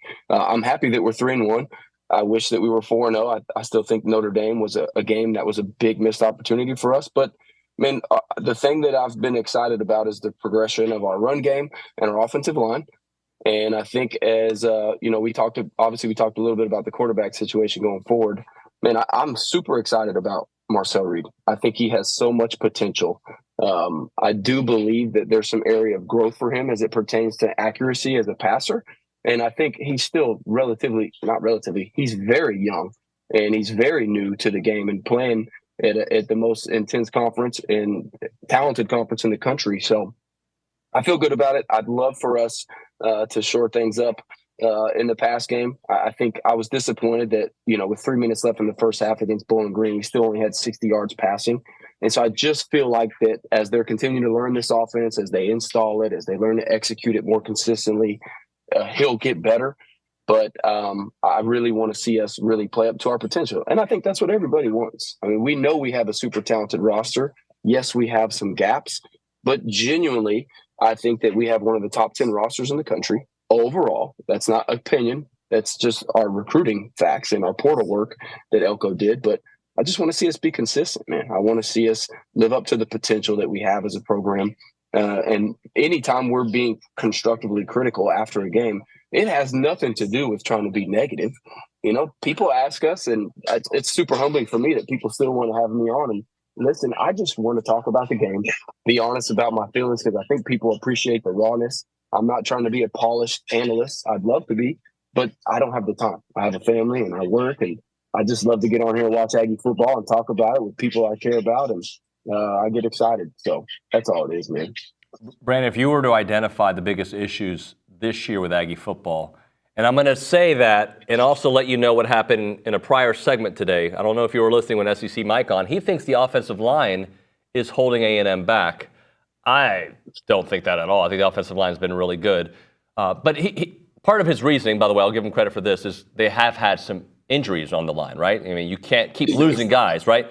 But I still don't think, if I were to identify 1, 2, 3, 4, line is not even in my top 5, man. Well, and here's the thing. Honestly, the offensive line, to me, remove the injuries. That's obviously a challenge and something we have to continue to, hopefully we can stay healthy. But, dude, we're the number 8 rushing offense in the country. You know, I mean, and I know we've only played 4 games and it hasn't been against the craziest opponents, but we're a top 10 running offense. And I've been pleasantly surprised by the execution of our offensive line. And honestly, I've been surprised at the pass pro that our running backs have been able to do because, you know, protecting the quarterback is not just the offensive line. The tight ends have to be involved. The running backs have to be involved. And I personally think that that's not the thing that's been holding us back. I think you're playing a brand new quarterback. You know, you lose your starter, you lose your starting center. Those are your 2 critical pieces on offense, your center and your quarterback. And we lost both of our number 1s in the first few weeks. And so you're breaking in a new system, you're breaking in a new quarterback, and you're still trying to get that offensive line to be a cohesive unit that's gelling and consistent across the line of scrimmage. So I disagree with him. I think the thing that's holding us back is our execution in the second half and our ability to minimize explosive plays. The defense played relatively well against Bowling Green. You remove 3 or 4 explosive plays, and they're less than 300 yards of offense. And so I think we have got to stay consistent for all 4 quarters. You know, look how much points and yards we've given up in the second half of all these games. And I think we got to find a way to keep the ball in front of us and minimize these back-breaking explosive plays because we haven't seen the top-tier talent yet that we're going to see on our schedule. No, but nobody on the schedule really intimidates me. Like, it's weird. I feel like this season so much is possible, and then the word if. If the Aggies clean up these things that are still here after 4 games, right? If there isn't anybody on this schedule. I mean, yes, I know Texas is number 1. I know Missouri is a top 10 team. I understand all that. Take away those 2 teams if you want for this conversation. LSU right now doesn't worry me. A&M worries me more about themselves than LSU worries me. A&M worries me about themselves more than Arkansas worries me. And the reason I'm worried is because I always worry. Right? And I want to see things perfect. So there's that, Brandon. Yeah. No, I agree with you. I mean, the schedule sets up favorably. This is a down year for the SEC. And unfortunately for us, our neighbors up the road a little bit, man, they're playing extremely well right now. And their schedule sets up even better than ours does. But the opportunity for us is there to have an impactful season. I think another thing, Nuño, is, you know, you want to talk about some things I think that could help us close some of these big games out and win some of these closer games. Our red zone scoring. We've gotten in the red zone 15 times this year, but we've settled for field goals more than I would like to have, especially against Bowling Green. And think about Bowling Green. If we were getting touchdowns instead of field goals in all our times in the red zone, I mean, that game we walk away from them. But we let guys hang around, and that's the problem is, you know, we get downfield, we get into the red zone, and it's penalties, you know, it's some mental errors that we make. Something just keeps us from getting the ball across the end zone.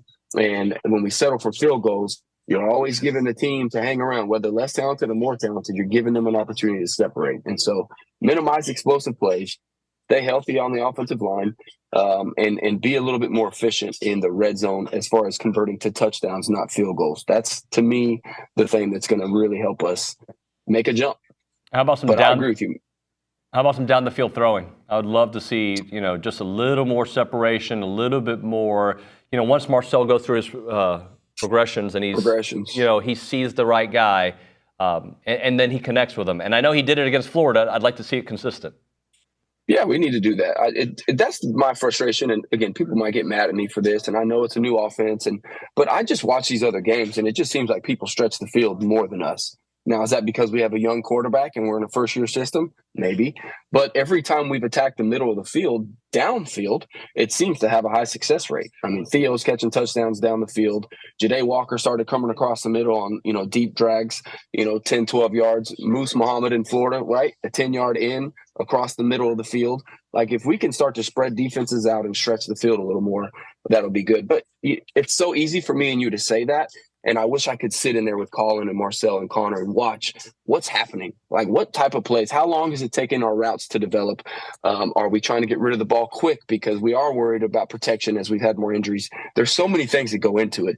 That's why I miss watching film all the time, because you can see so much stuff. But yeah, I would love to see us stretch the field. I know we can do it, and every time we've tried, it's been a high hit rate. It seems like this year, at least a little bit that we've tried it. So, would love that. Brandon, last thing for you: is it fair to say that this defense is really good?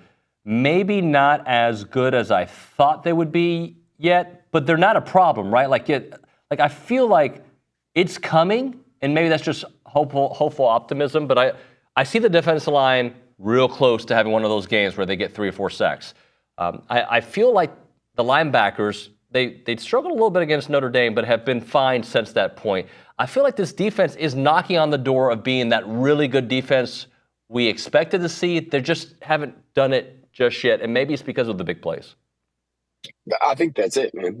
We got to get better at tackling in space at the linebacker position. And I love what Ratcliffe and Brooks have shown at the safety position. They're physical. They come downhill.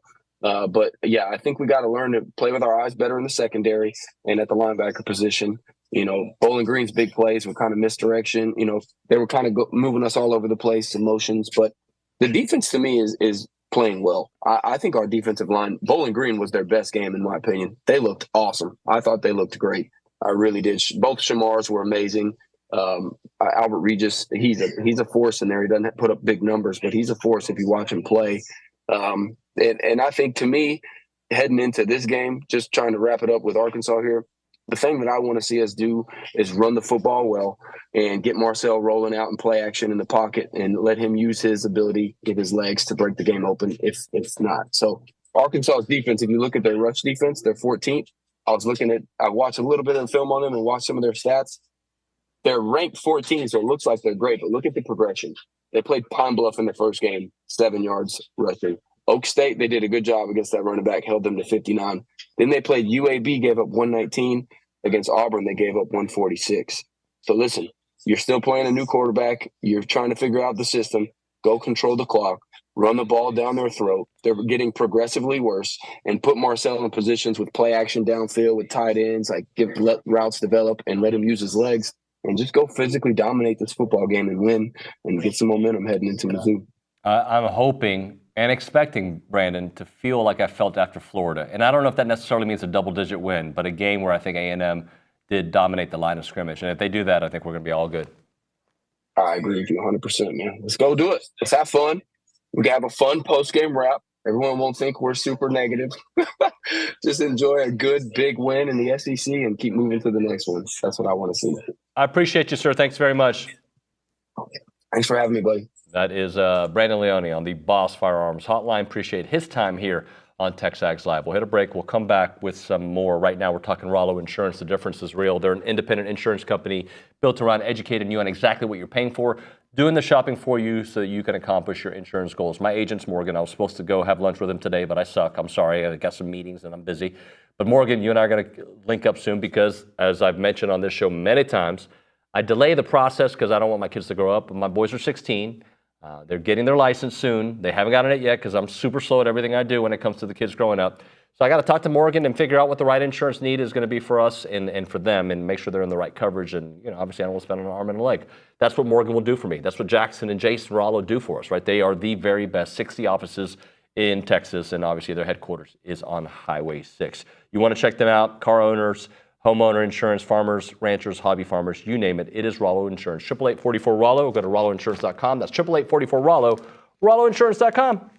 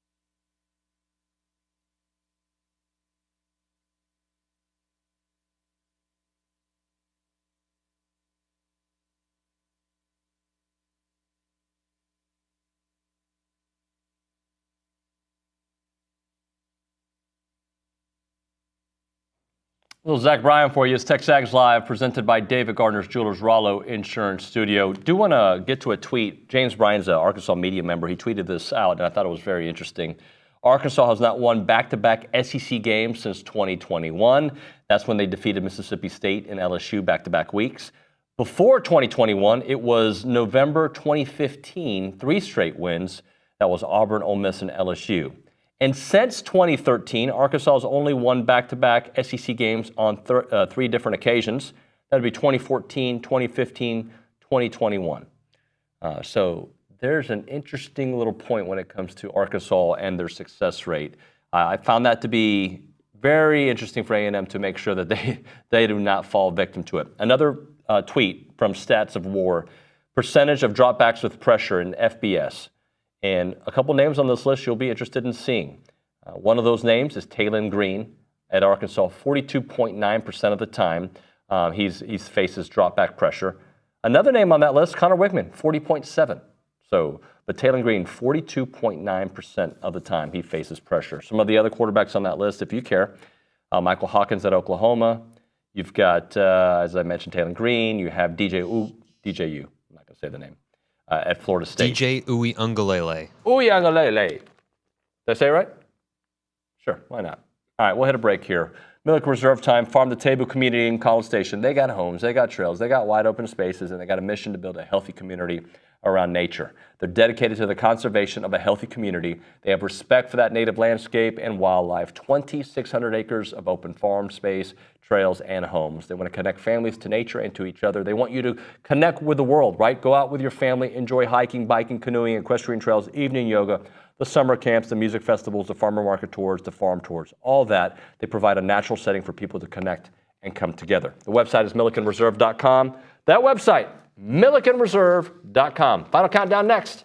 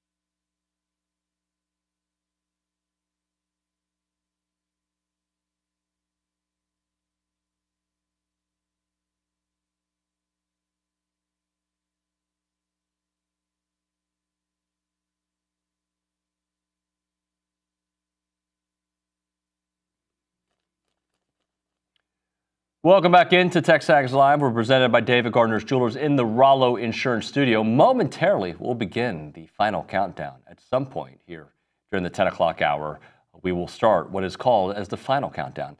Before we do that, I do want to talk a little bit about Boss Firearms. As you know, every guest that joins us on the phone or on Zoom joins us on the Boss Firearms hotline. They provide high-quality firearms and components to their civilian and law enforcement customer base. See what they got for yourself at bossfirearms.com. Nick, Luke Evangelist wrote a couple of stats on the rundown that kind of depressed me. Some of them depressed me. Some of those didn't depress me, but some of them depressed me. I'm going to kind of read those out loud. Let's digest them for a moment. Let's hear it. All right. Since 2012, the Aggies have eclipsed 30 points against... Oh, okay, I read this wrong, so this doesn't depress me. Since 2012, the Aggies have eclipsed 30 points against Arkansas 8 times. I thought I read that they've only scored 30 points 8 times ever. Like, that can't be Luke, right. well, if you think about it, when's the last time you've ever seen Luke, like, depressed, right? He's always got his smile and his... he's always giggling. He does do that, yeah. Which is... I love his giggle. He makes me laugh every time. That's weird. I've never heard a dude say that. But okay. That's okay. Yeah, go ahead. But you were saying about Luke? That's all I had to say. Okay. I would just be surprised if he were to put, a negative stat on there. So, Since 2012, the Aggies have eclipsed 30 points against Arkansas 8 times. And since 2012, the Razorbacks have scored 30 points. You know how many times? 3. Did you read the rundown or you just knew that? I'm going through the games in my head. But 3, I think. Yeah. And this one you do know. The Aggies are 8-1 at AT&T Stadium against Arkansas since joining the SEC. That's a good one. I like that one. I was at the loss, and that was a 20-10 loss in 2021. A game that we've talked about on this show. In fact, I think that's what caused the whole SEC mic rumble with me. That's kind of where the ripple effects came from that game. That is a game that A&M had absolutely no offense for quite a while. And I mean, they only scored 10 points, so they didn't have offense. But they fell behind. If I remember correctly, Nick, was it 17-3? Yeah, it was not great at halftime. I remember that. Yeah. And then they scored, right? And it was 17-10, if I remember. I'm trying to see if my memory's correct. And they had a chance to tie the game on a drive. And I believe that's the game where Zach Calzada, and OB was here, he'd tell me because he's got an amazing memory. That's the game where Zach Calzada threw it off Bryce Foster's helmet, ended up being an interception, and Arkansas was able to drive and score the field goal, put them up by 10, and that was the end of the game. That's the lone loss since A&M has joined the SEC against Arkansas, and it did happen. And then obviously there's been some incredible games after that, like the Monty touchdown, the Oink Boink from last year. So these games are all very intriguing, always interesting, but for the most part, A&M has been able to find their way. Look, you guys know this about when I analyze these games. There's the fan component. Hey, Steve. The fan component. There's also the analyst component. And when I'm racking my head about this game, other than I know it's at Jerry World and these games are always tight, I think A&M is going to win. And I don't think it's going to be as tight as Vegas says. Obviously, it all comes down to if A&M is able to establish the line of scrimmage like we think they can. And if they do that, I do think A&M is going to win comfortably. And I'm not saying double digits, but I think they're going to win the game comfortably. Let's go to the Angry Elephant News and Social Center. McKinley Polanski, what do you have for us as we wait for Billy and Steve? Yes, Central Arkansas Ag said, I have to believe that Elko has not shown the whole playbook. Expect new looks.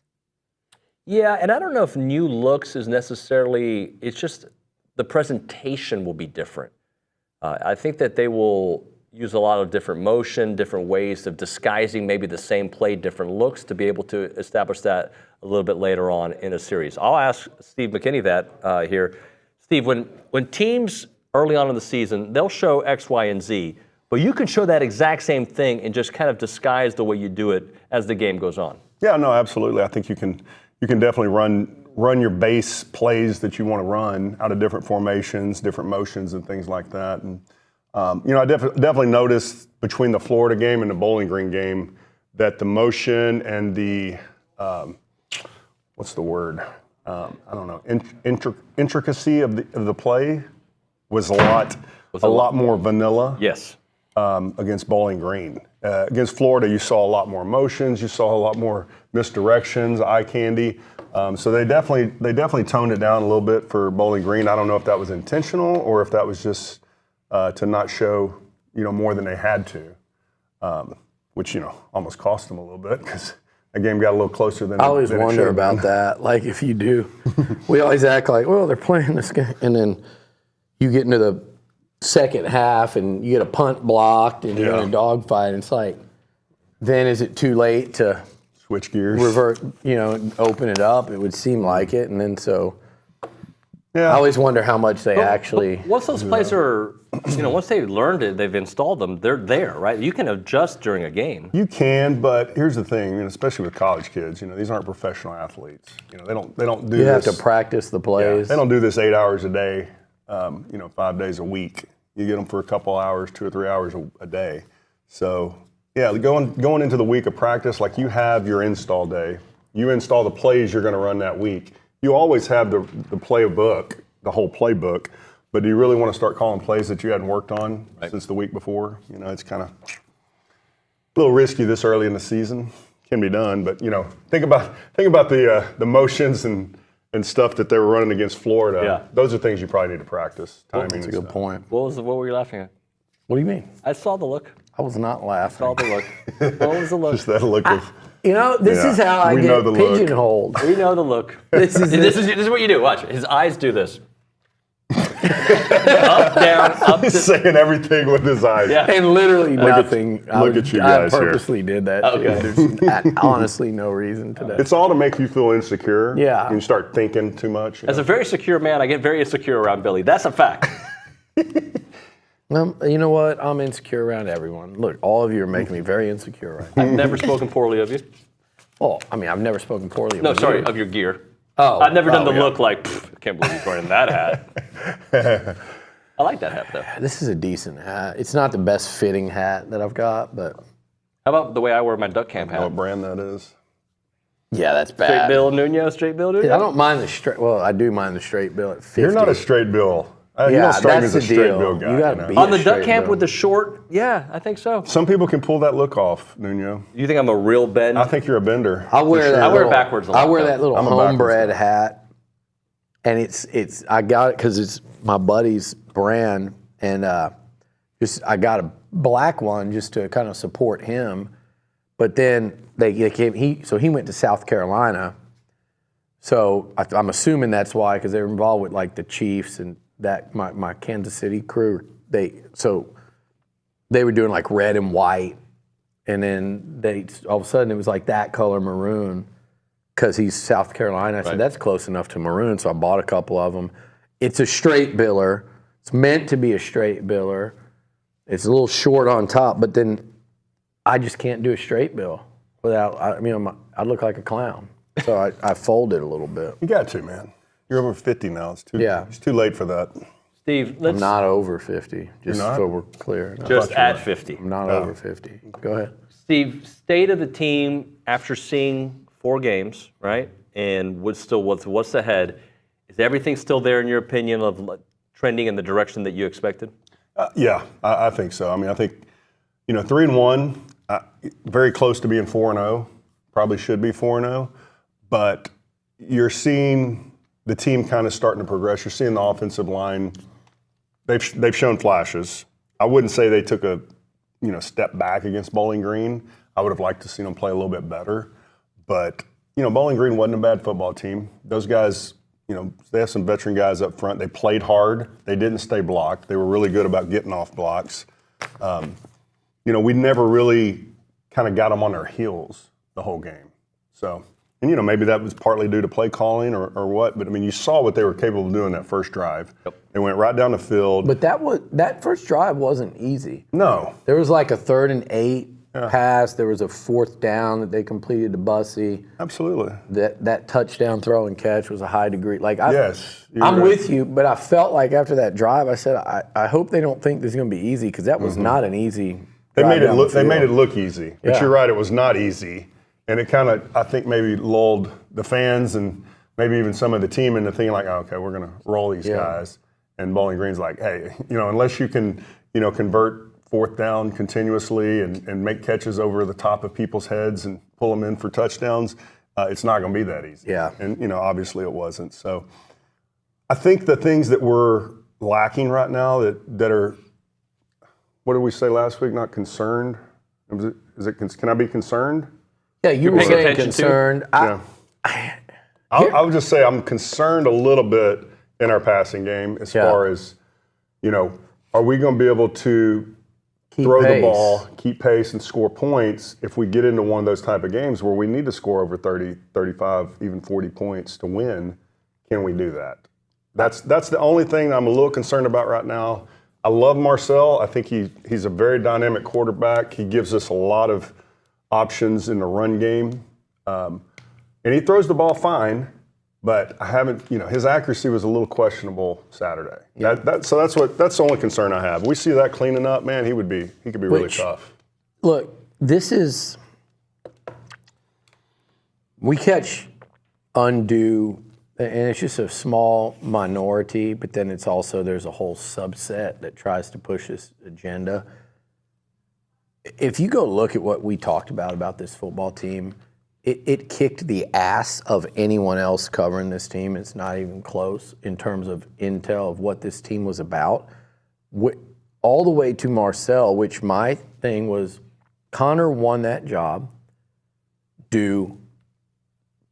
not exclusively, but a big part of that was, part of it was experience, and part of it was as a passer, like to make the throws in the offense down the field. That doesn't mean Marcel can't do it. We've seen him do it. It's just, as a young guy, that he's still inconsistent in terms of accuracy down the field.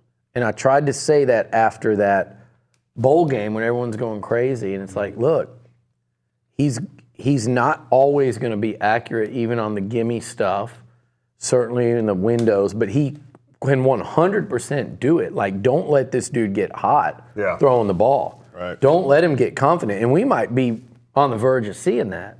Like, it's going to be, the whole point was it's going to be a process. Well, you can't afford to go through that process in season unless you have to. You don't voluntarily go, we're going to let this guy learn as he goes. That's what happens when you have to do it. Well, we're letting him learn as he goes because that's the situation that happened. There are some fools out there that think Connor was benched and this is some, made up injury. You think a team is going to bench a quarterback after one bad game? That's not to say that he was a Heisman contender and all, but he had shown plenty and won the job. Sure. It was literally an injury after a bad game. So all everyone's clinging to is the bad game. Right. But they're playing Marcel, and he'll sit here and tell you this. They're playing him because they had to. Now, he can keep playing better and better and never give up the job.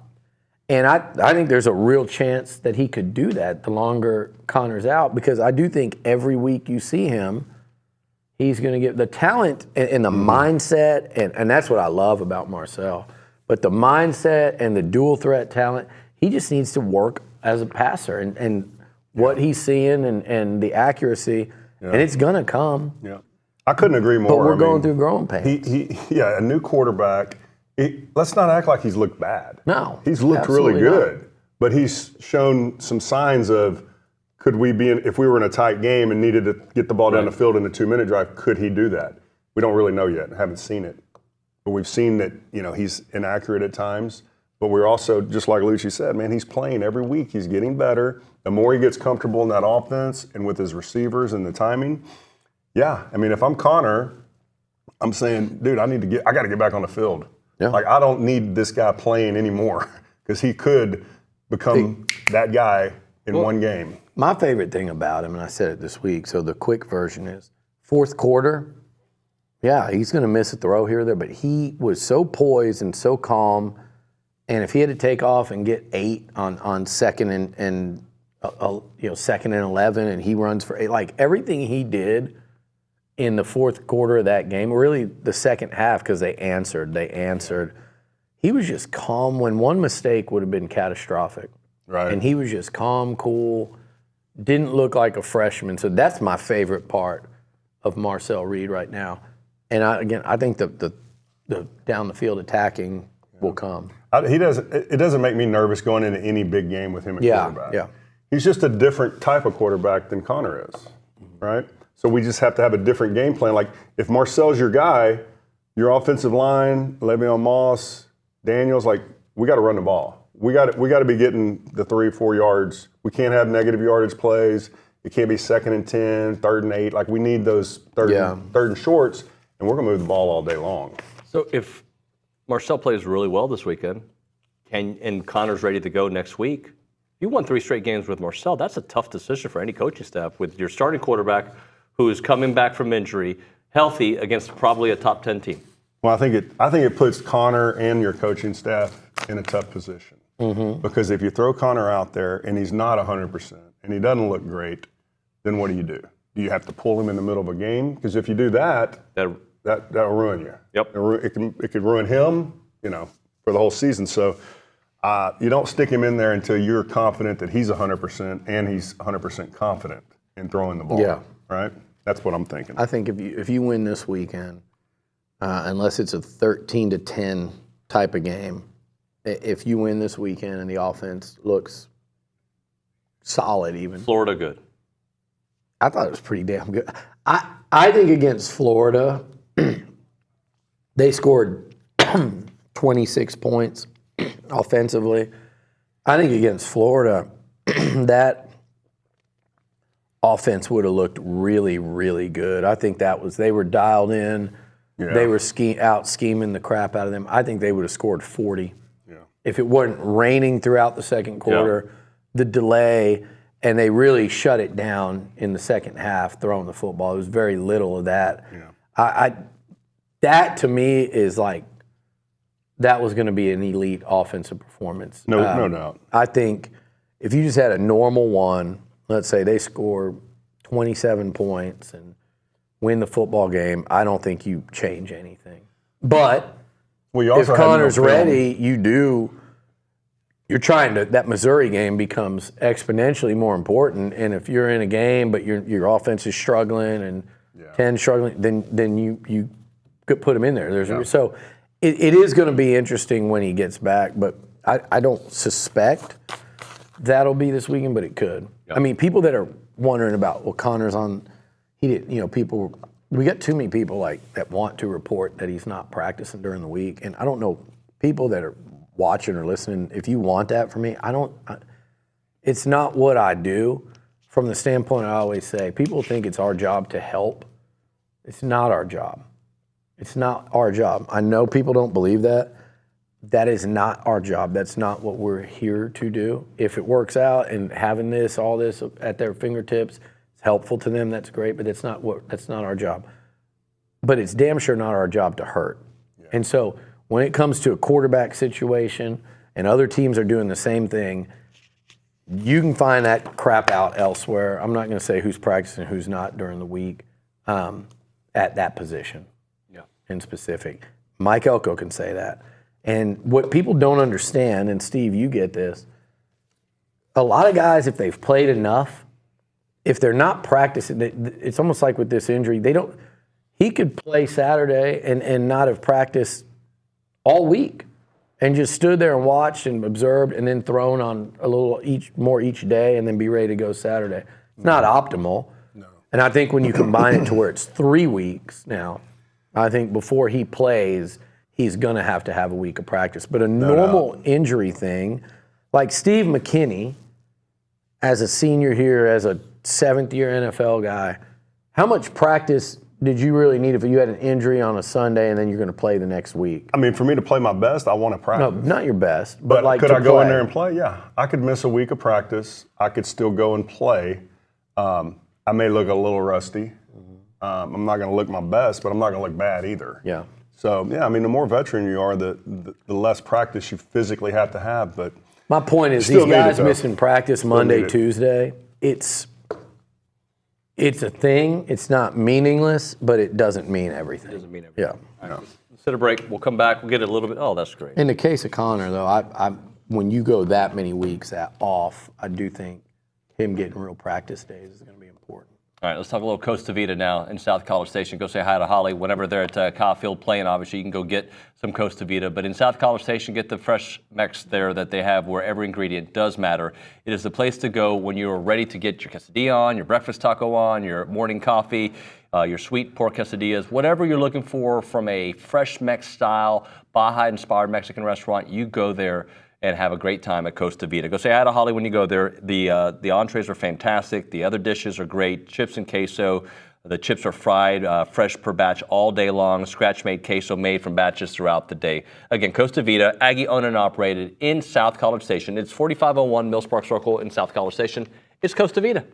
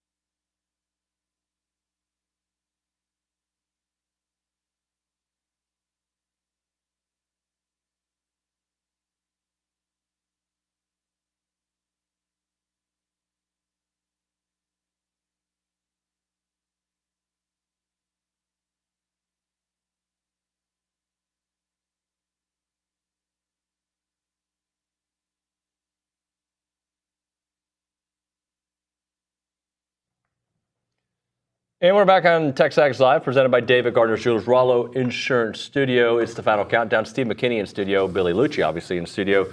Steve, when you look at Arkansas, what concerns you about their offense? And Taylor Green, who's had a nice year, he beats you one way. Like, he's not going to beat you with his arm. So just is that the bottom line when it comes to them? Is it Jaquindon Jackson? Is it maybe veterans on their defensive line? When you look at Arkansas, what maybe jumps out? Well, I think you look at going into this game, it's strength on strength, right? It's our ability to stop the run is a strength. Them running the football is their strength. So what would concern me probably is not him running the football, because we know he's going to try to run it. And I think we'll do probably a fairly good job of shutting that down. I mean, if you look at Elko's history against Arkansas when he was the defensive coordinator, what's his name? KJ Jefferson. Yeah, I mean, he was that guy. Now, he could throw the ball fairly well, too, but he was the runner, and we used to shut him down. He used to not run hardly anything against us. But then he might hit us for a long bomb or something like that. So as long as we can prevent the big play in the pass game, I don't think they can beat us just running the football. I think we can shut them down enough to outscore them that way. We just got to eliminate big plays, especially in the passing game. I'll worry about the perimeter running game for Arkansas. I think this D-line should win the battle against this. They have to win the game. The A&M D-line, Shamar Stewart was in here, Nick Scorton was in here last week, and those guys, they're the ones that are like, we're playing good. We should be playing, and in their mind, like their standards higher than what they've been doing as individuals and collectively. I think they've had a strong start to the year. Strong, but we were looking for spectacular. And that's the best position on the field. So it needs to be. And it needs to start Saturday because the Arkansas O-line is not that good. Neither was the Notre Dame O-line. And they didn't they won that battle clearly. They didn't take over the game. No. And I think they need to take over the game on Saturday because you can't give Taylor Green time. You can't let him get in a comfort zone. You've got to make it where Bobby Petrino feels like he's got to get the ball out of his hands really quickly, and you got to make him live in down and distant situations. And the key to all of that is stopping both him and Jaquindon Jackson as runners. And the way you do that is you dominate the line of scrimmage. But I am concerned about perimeter, them getting the edge, and that's what I need to see A&M do a better job of defending this weekend. And they have big play receivers. Armstrong's really good. Satania is, he's a home run threat over the top, and that's what he can do. Is just chuck it up. Yeah. If guys get back, you run like you just said, chuck it up.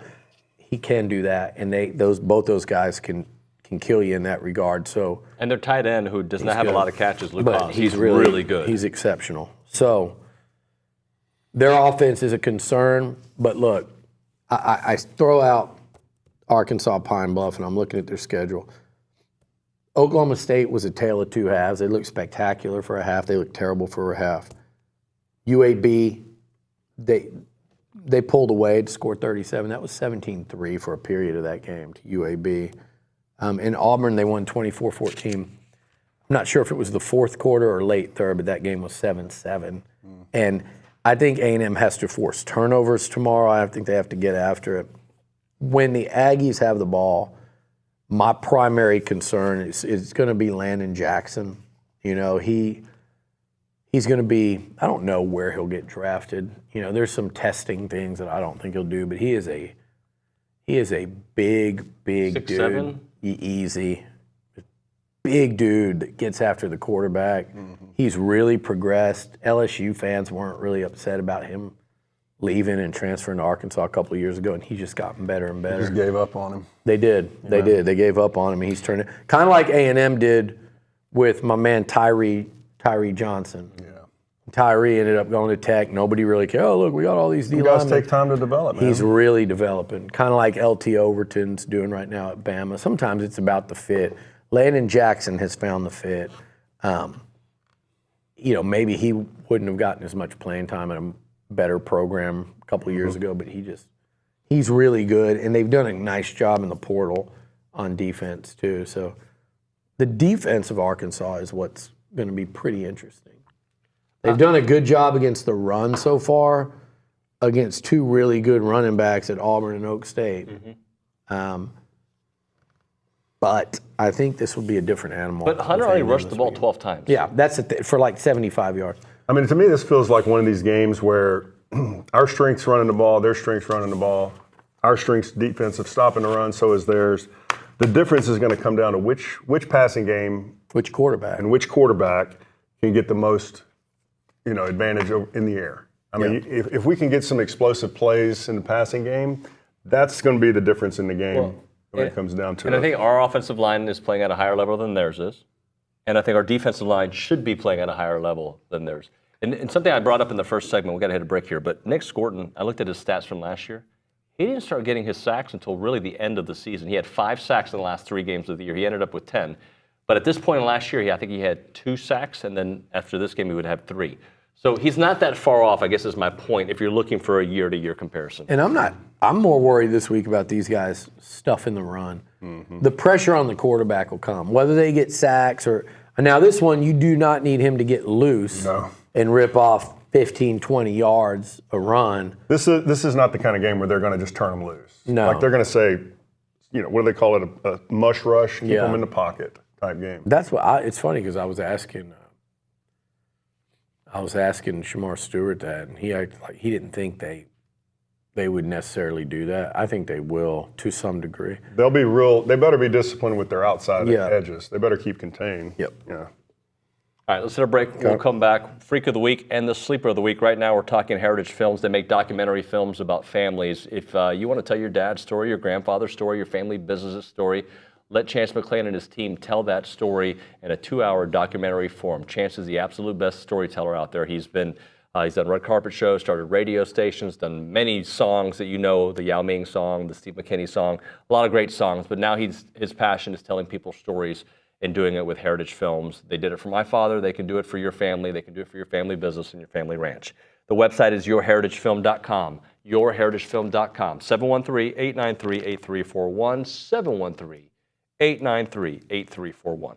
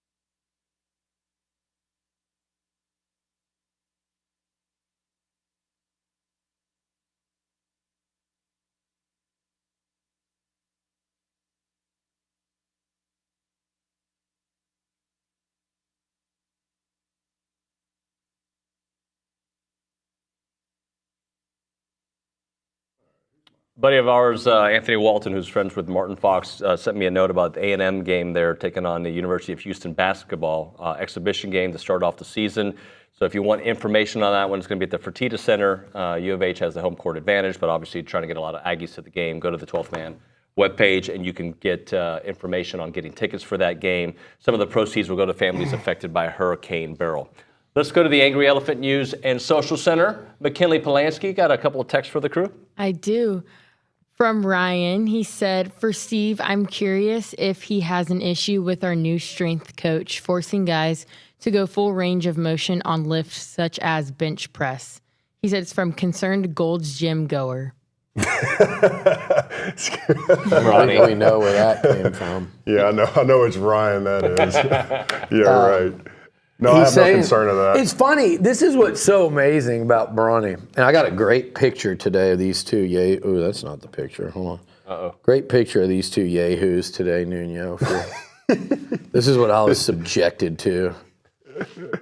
Come on. Look at that great form from Steve, though. That's right, dude. There you go. That's full range of motion right there. So, there it is.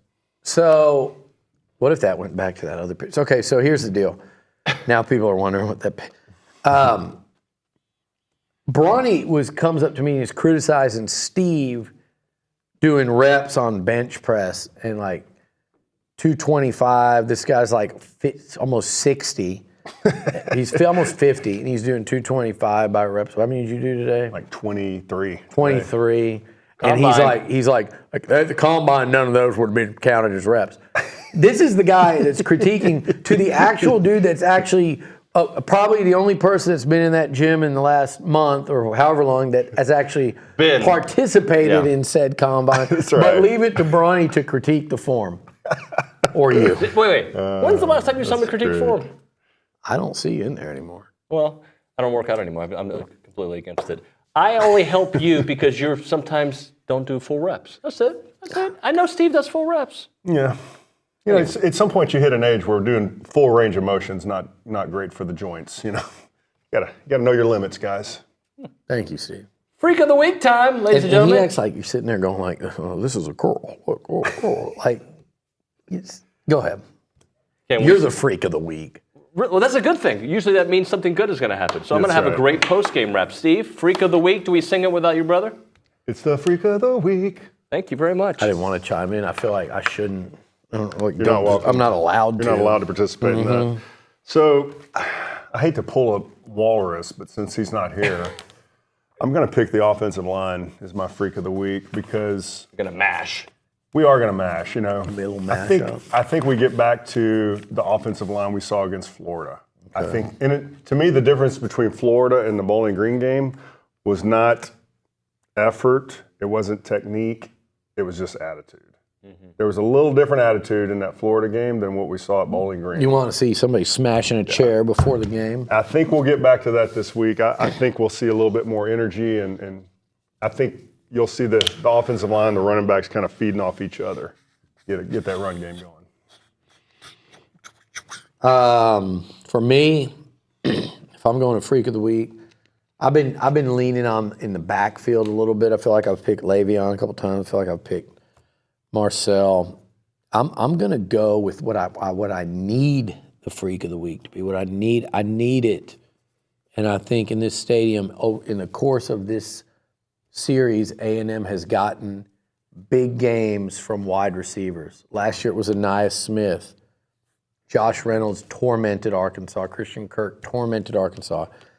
It's Edward Pope on a deep ball to change the game. It's always somebody in that game seems to get it done at the receiver spot.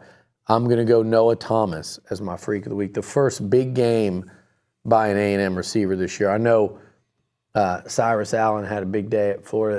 That was more of a big catch. This is the first big game by an A&M receiver. I'm going to go Noah on offense, and then defensively, I think this is. I'm going Nick Scorton. I think this is a Nick Scorton game. I think this is that game where he breaks out on the big stage. I love it. Let's do the Sleeper of the Week presented by the Sleep Station. Go see Jared McLeod and ask about the Tempur-Pedic mattress or the Purple mattress in the Specs parking lot at Texas and Harvey in front of the Lowe's at William D. Fitch and Highway 6. The website, thesleepstation.com. TexAgs.com. Steve, who is your sleeper? I'm going with the same guy I picked last week, Jabri Barbers. Okay. Did I get the name right? Jabri Barber. Yeah, Jabri. Yep. Okay, close. Jabri Barber. I think that he continues to impress me with his separation.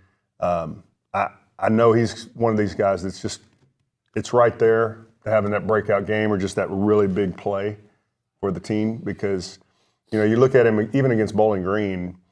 I mean, he's got 5 yards of separation between him and the guy covering him because he's just that quick and shifty. So I expect him to hopefully have a big game. I mean, I wish Marcel would target him a little more personally. Yeah. But just me. Billy?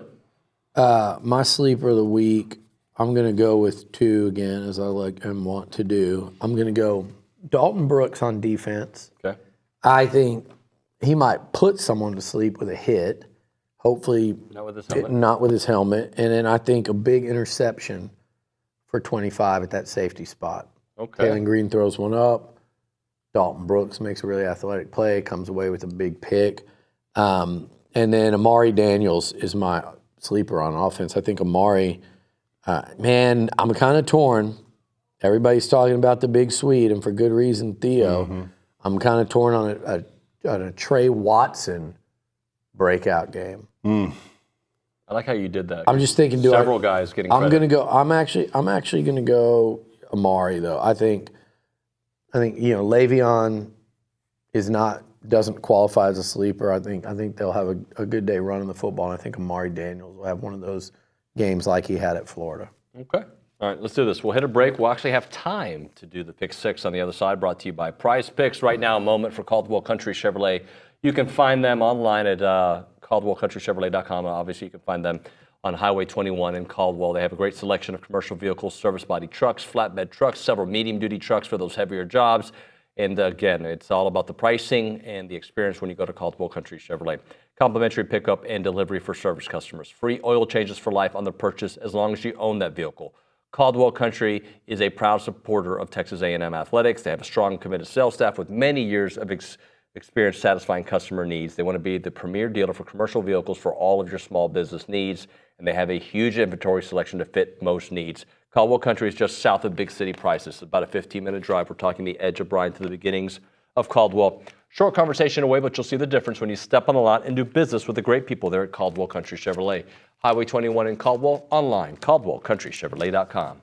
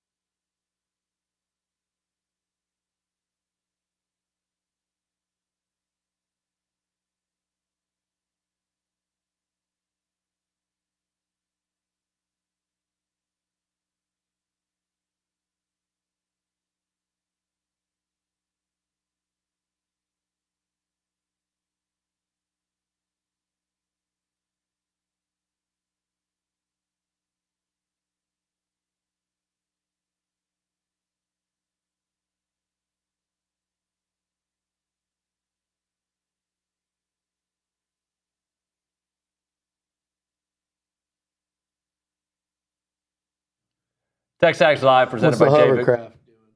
How about all three hovercrafts came in here? The only one that wasn't in here was Katie, but it was Luke, Matthew, and Zane. Did you see how they just hovered like? Miranda like wasn't I said, here. it's like she's another one. It's like The Walking Dead. It's like you have like. I'm gonna start calling them like the. I was on hovercraft yesterday. I called you 9 times. No, that's not. But it's the hover without saying anything. That door opens up, and they just start. They're coming in. They like, look like they have something important to say. They do, but they don't understand they that don't I say can't anything. escape. I can't get out. There's no other exit. You guys are right on the other side of that door. This is like, I'm going to start calling this the panic room. Pick 6 presented by Prize Picks with the final Transition countdown. Nuño. Transitioner, can I tell you something? I got an answer for you. Here's where I'm at going into game 5 of this season. Yep.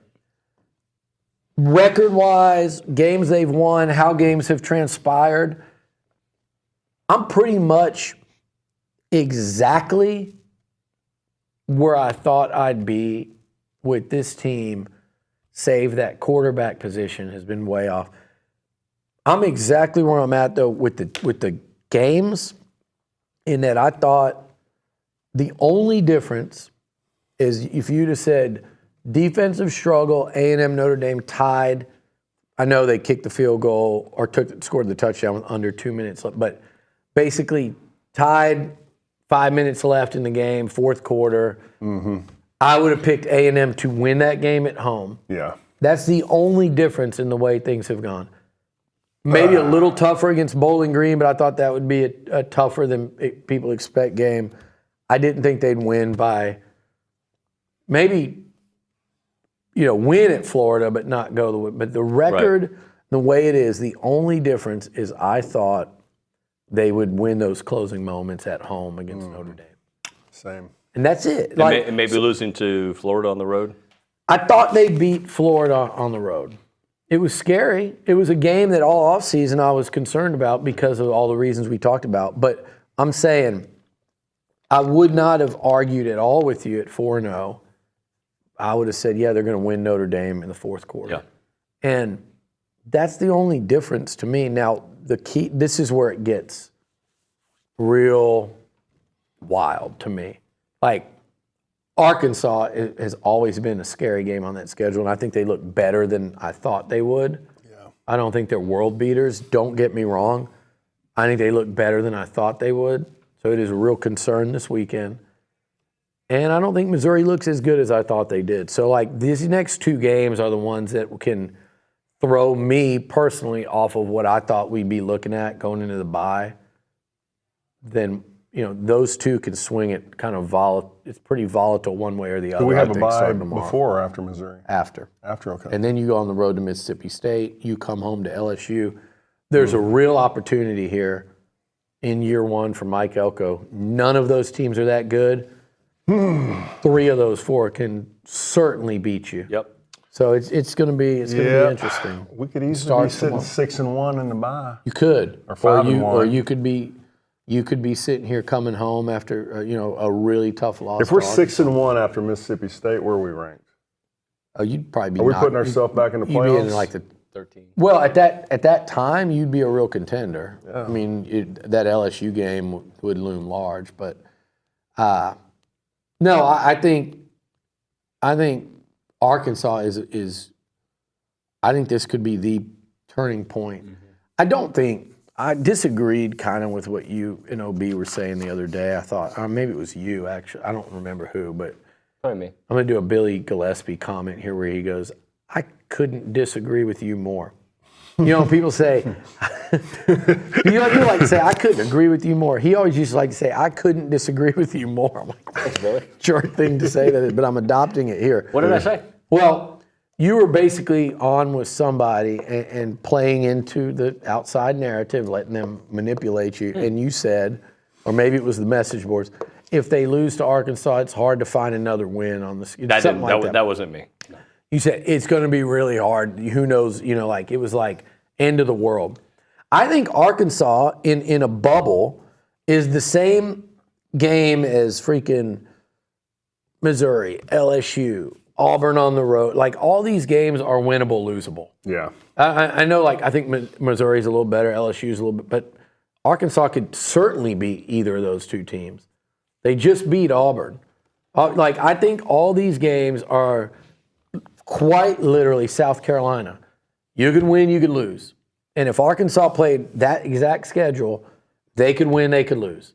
So I don't think it's at the end of any kind of world for the season if you lose to these guys. But I think you can really take a giant step forward. That's what I meant. By beating an unranked.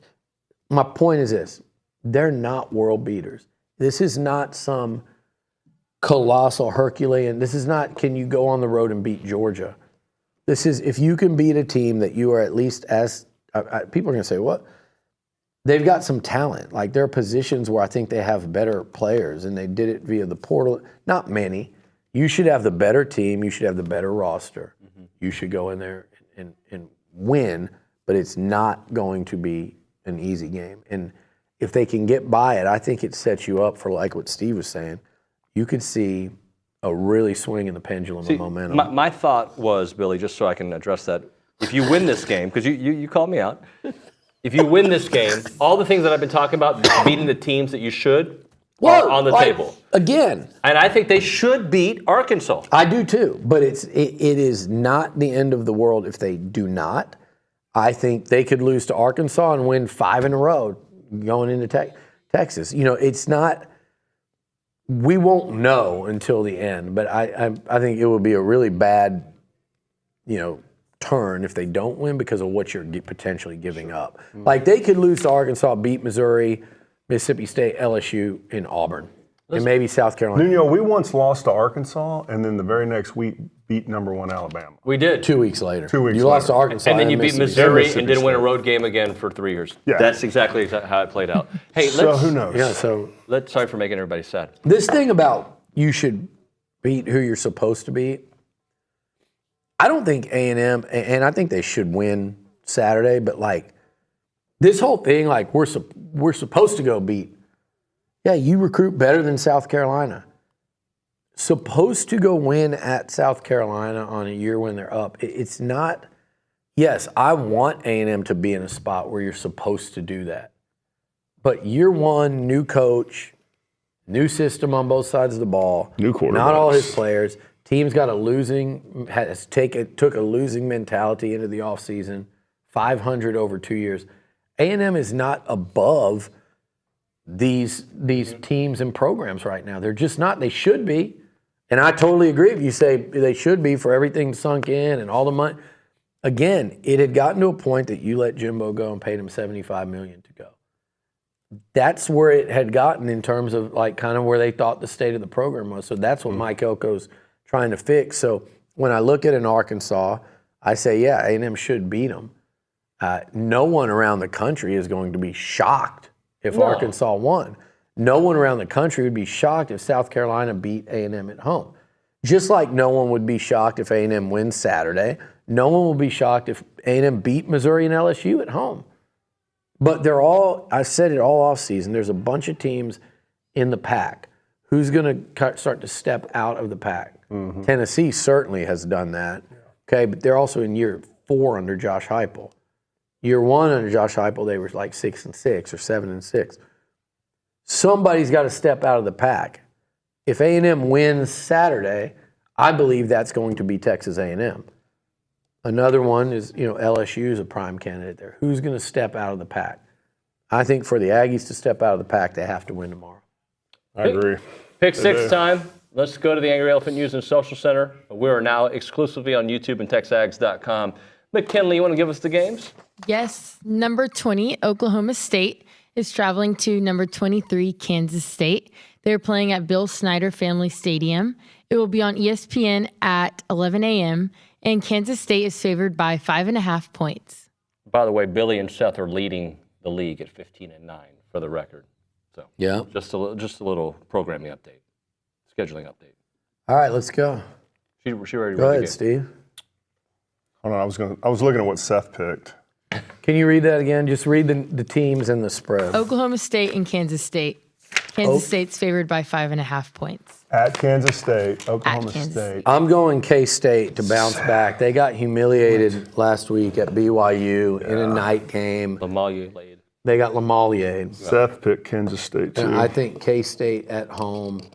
I don't like what I've seen from Oak State so far. I don't like what I've seen either, but I'm going to go with Oak State. Okay. Just to cover. Yeah. Maybe they lose by 3. Field goal, yeah. Polanski. Number 21, Oklahoma is traveling to Pat Dye Field at Jordan-Hare Stadium to take on Auburn at 2:30 p.m. It will be on ABC, and Oklahoma is favored by 2.5 points.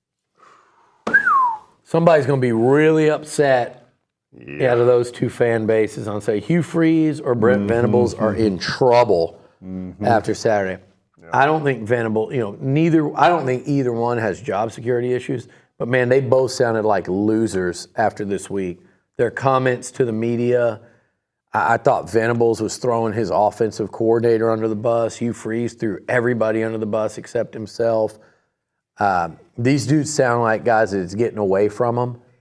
They need to win, both of them, in the worst way. I don't think either would be fired this year unless Hugh Freeze just really – you never know what he's going to do. But – what's that spread? Oklahoma by how much? 2.5. Oklahoma by 2.5, yeah. I'm actually going to go. It's hard for me to pick OU to cover on their first road and win on their first road SEC game, but I'm going to because I think that Auburn offense is pretty bad. Who's the quarterback for them? They just keep rotating. It's the freshman. No, for OU, yeah. It's 2 young quarterbacks. So I think this is going to be an ugly, low-scoring game. I like OU to win it. I'm going to pick 2.5. I'm going to pick OU to win and cover, and I think it's going to be their swan song. They're going to think things are right, but they're not. Polanski? Hold on. Oh, sorry, my fault. I mean, am I even here? Yeah, I think you are. Let me go with Auburn. Okay. Because I'm going to try to separate myself from you guys a little this week. See what you're doing. I'm doing the Billy Liucci. Remember last year? Yeah, I was so far behind last year. I was getting ridiculed about it. Yeah, and then you just dug a deeper hole for yourself, like I'm probably doing. But I don't know. Auburn could definitely cover. I just don't know where they're scoring points from. I just don't. Number 15, Louisville is traveling to number 16, Notre Dame. They're playing at 2:30 p.m. at Notre Dame Stadium. It will be on Peacock, and Notre Dame is favored by 6.5 points. This one's intriguing because Notre Dame, I just tell you right now, you're going to give me that many points. I'm going Louisville to cover. Yeah. Notre Dame to win a close game. That's exactly what I said. Cover. I'm right there with you, dude. Give me Louisville. I've seen that offense, and they covered against A&M, but that all came real late because they're both sitting on 13 points with about 5 to go, and same thing when they played Northern Illinois. Number 19, Illinois is traveling to number 9, Penn State. They're playing at Beaver Stadium at 6:30 p.m. on NBC. Penn State is favored by 17.5 points. Huge. That is a big The number. whiteout, though, my man James Franklin, whiteout, Illinois. I'm going Illinois to cover. Okay. Penn State to win. All right, same. Illinois. Dude, are me and you? No, we've picked a couple different. All right. We'll continue. There's been an awkward transitions. That's after you called me the transitioner, I'm not transitioning. Yeah, I think you gave up on I got text transition. messages from people I didn't know you were transitioning. I'm not.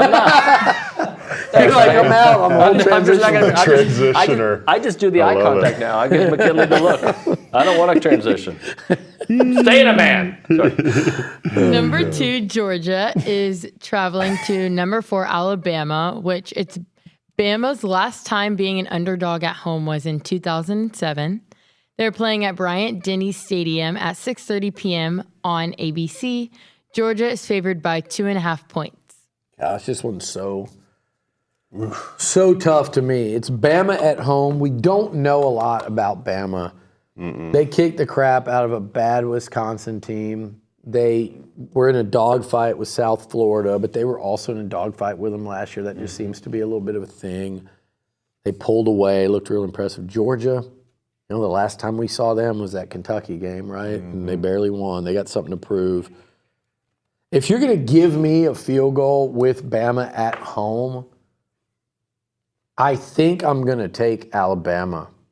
And I'm not sure I don't like Jalen Milroe at home more than I like Carson Beck on the road against Bama. I think I'm going to go Alabama. You're going to give me those points. Yeah, I don't blame you. I mean, this is a tough one because Georgia hasn't looked exceptional this year. No. You know, their offense has not looked near as explosive as I thought it would look. Meanwhile, Bama has gone on the road and just completely annihilated a decent opponent. Maybe. So, they could be pretty bad. But still a tough place to go on the road. I mean, if you get blow out a top 25 program. Like, I don't think Kentucky, who Georgia barely beat, is going to go throttle Wisconsin necessarily. Right. I'm trying not to do transitive, though, but I've watched both these teams, and I don't love – it's these teams, and this is a matchup that will – if the teams are having a hard time scoring, unless they're playing against bad defense, like I would be way more concerned with A&M. Look at Nick Savage. Look like he's just weeping over there. Just giving up. Completely. Yeah, please. A lot of commentary on the transitioning. That's why. Yeah. I think – like A&M versus LSU, I don't worry about as much because I've watched their defense. So I'm like, I'm concerned with A&M scoring against a higher scoring team until you watch LSU's defense. Bama doesn't have that kind of defense. So I think Georgia's still going to have a tough time scoring a lot of points. I go Alabama now. I'm going to go. You already did. What did I? No, I didn't. Yes, you did. Who did I pick? You picked Bama. No, I didn't. I was picking I Georgia. I think you were. I'm picking Georgia to go in there and win. All right. Straight up. You remember Polanski? Remember what? Never mind. Go ahead. Okay. Transitioner. The transitioner is having a really hard time right now. Yeah. Just let him be a transitioner. What a great show that would be. I shouldn't have You've made him insecure about it. Yeah, I'm sorry. Don't pass judgment on the guy who transitions. Sorry. Segment to segment. Okay. Last but not least, we have the Southwest Classic, Arkansas versus number 24, Texas A&M. They're playing at AT&T Stadium, which it's the last time they will be playing there. They're playing at 2:30 p.m. on ESPN. Texas A&M is favored by 4.5 points. I don't want to do this. Do it. Just do it. I am feeling pretty good about A&M winning this game. It has concerned me in the week leading up to the game. It actually concerns me more than Florida did leading up to. But 4.5 points ever in that series has seemed like a lot. When I'm more certain about, really where I've been more certain is how bad or mediocre Arkansas has been. This year, I think Arkansas, my concern is that they're a little better than that. Nothing special. Don't read this wrong. I don't think they're anything special. But I do think they're better than they have been the last couple of years. And so I would go Arkansas to cover, A&M to win. Texas A&M to win that game. Again, I think like a 24-21, 27-24 type of game. 27-23. If you want to be a little less stressed, 27-23. But man, it's tough to see this one. I mean, if A&M wins the game by more than that, I think literally it's like the Aggies are up 3 in the fourth quarter, and they go on a 7-minute touchdown drive and punch one in with 4 minutes left to go up 10. Like, that's how I think they cover. I think this game stays very close throughout, like they all do. That's a tough one. I do think A&M wins this football game. And if you ask me for percent confidence, I'm at like 60, 65, 60%. I saw the ESPN things, 56%. I'll say 65. I think I'm going to go A&M to cover. And the reason is because is in this entire series, it's been close. The games have always come down, into the fourth quarter. Not always, but usually, almost always. But they always feel like they're like A&M's always winning by 1 or 3 points. But if you go back and look at the scores, it's not really that way. Like only a couple times have we been under that 4.5 on the win. So That being said, I think it will be a close game, but I think we somehow end up winning by a touchdown. So you think it's more like my second scenario? Yes. Right? Yeah. Where we go like punch one in to win by 7 or something. I could definitely see that. I mean, I just think we're going to be sitting there going in the fourth quarter like, here we go again. And I think the Aggies will make plays to win. And look, maybe what they did this week against Bowling Green will pay dividends this weekend, because you did have to play with poise, play under be composed. I like the lesson they learned from them, and I like the lesson they learned the week before, which is they went away from home and they showed up really ready to play. I think they show up with the right attitude and mindset Saturday. I think Mike Elko is going to have them kind of wired up for this one. We are drinking the Kool-Aid today, boys. Let's go. Here's this Kool-Aid. I think they win by more than a touchdown. Okay. That's what I think. Predicting a blowout. Hey, I don't know. I don't know if you want to call it a blowout. Yeah, I mean, if you think a 7-10, yes. If they win this weekend, I think they beat Missouri at home the following weekend. Mizzou's off week, be damned. Oh, it's gonna be a great bye week in that situation. Well, we're getting 2 steps ahead of ourselves, but that would be incredible. But it's doable. Fun atmosphere. It's attainable as we sit here right now, and that's my point of everything I've said. Like, A&M is not, they're not thought of to be much better right now today than the Arkansas team. Look, they're number 24 in the poll. If Arkansas wins, Arkansas will be 23, 24, 25 at 4-1 in next week's poll. Yep. That's how close they are. And then people think close. Missouri's better than A&M. I've watched Mizzou. I think A&M can absolutely win that game at home, especially if you come in on a 4-game winning streak and get these people fired up about that game. So I like this game to be potential, if you're going to turn this season around and kind of come out of nowhere where people go, oh, wait, hold on, this is the week to do it. Yeah. Yep. All right. Thank you, everybody. Thank you, Appreciate David. it. See everybody at AT&T Stadium. Thank you, McKinley. We'll see you post-game wrap Saturday.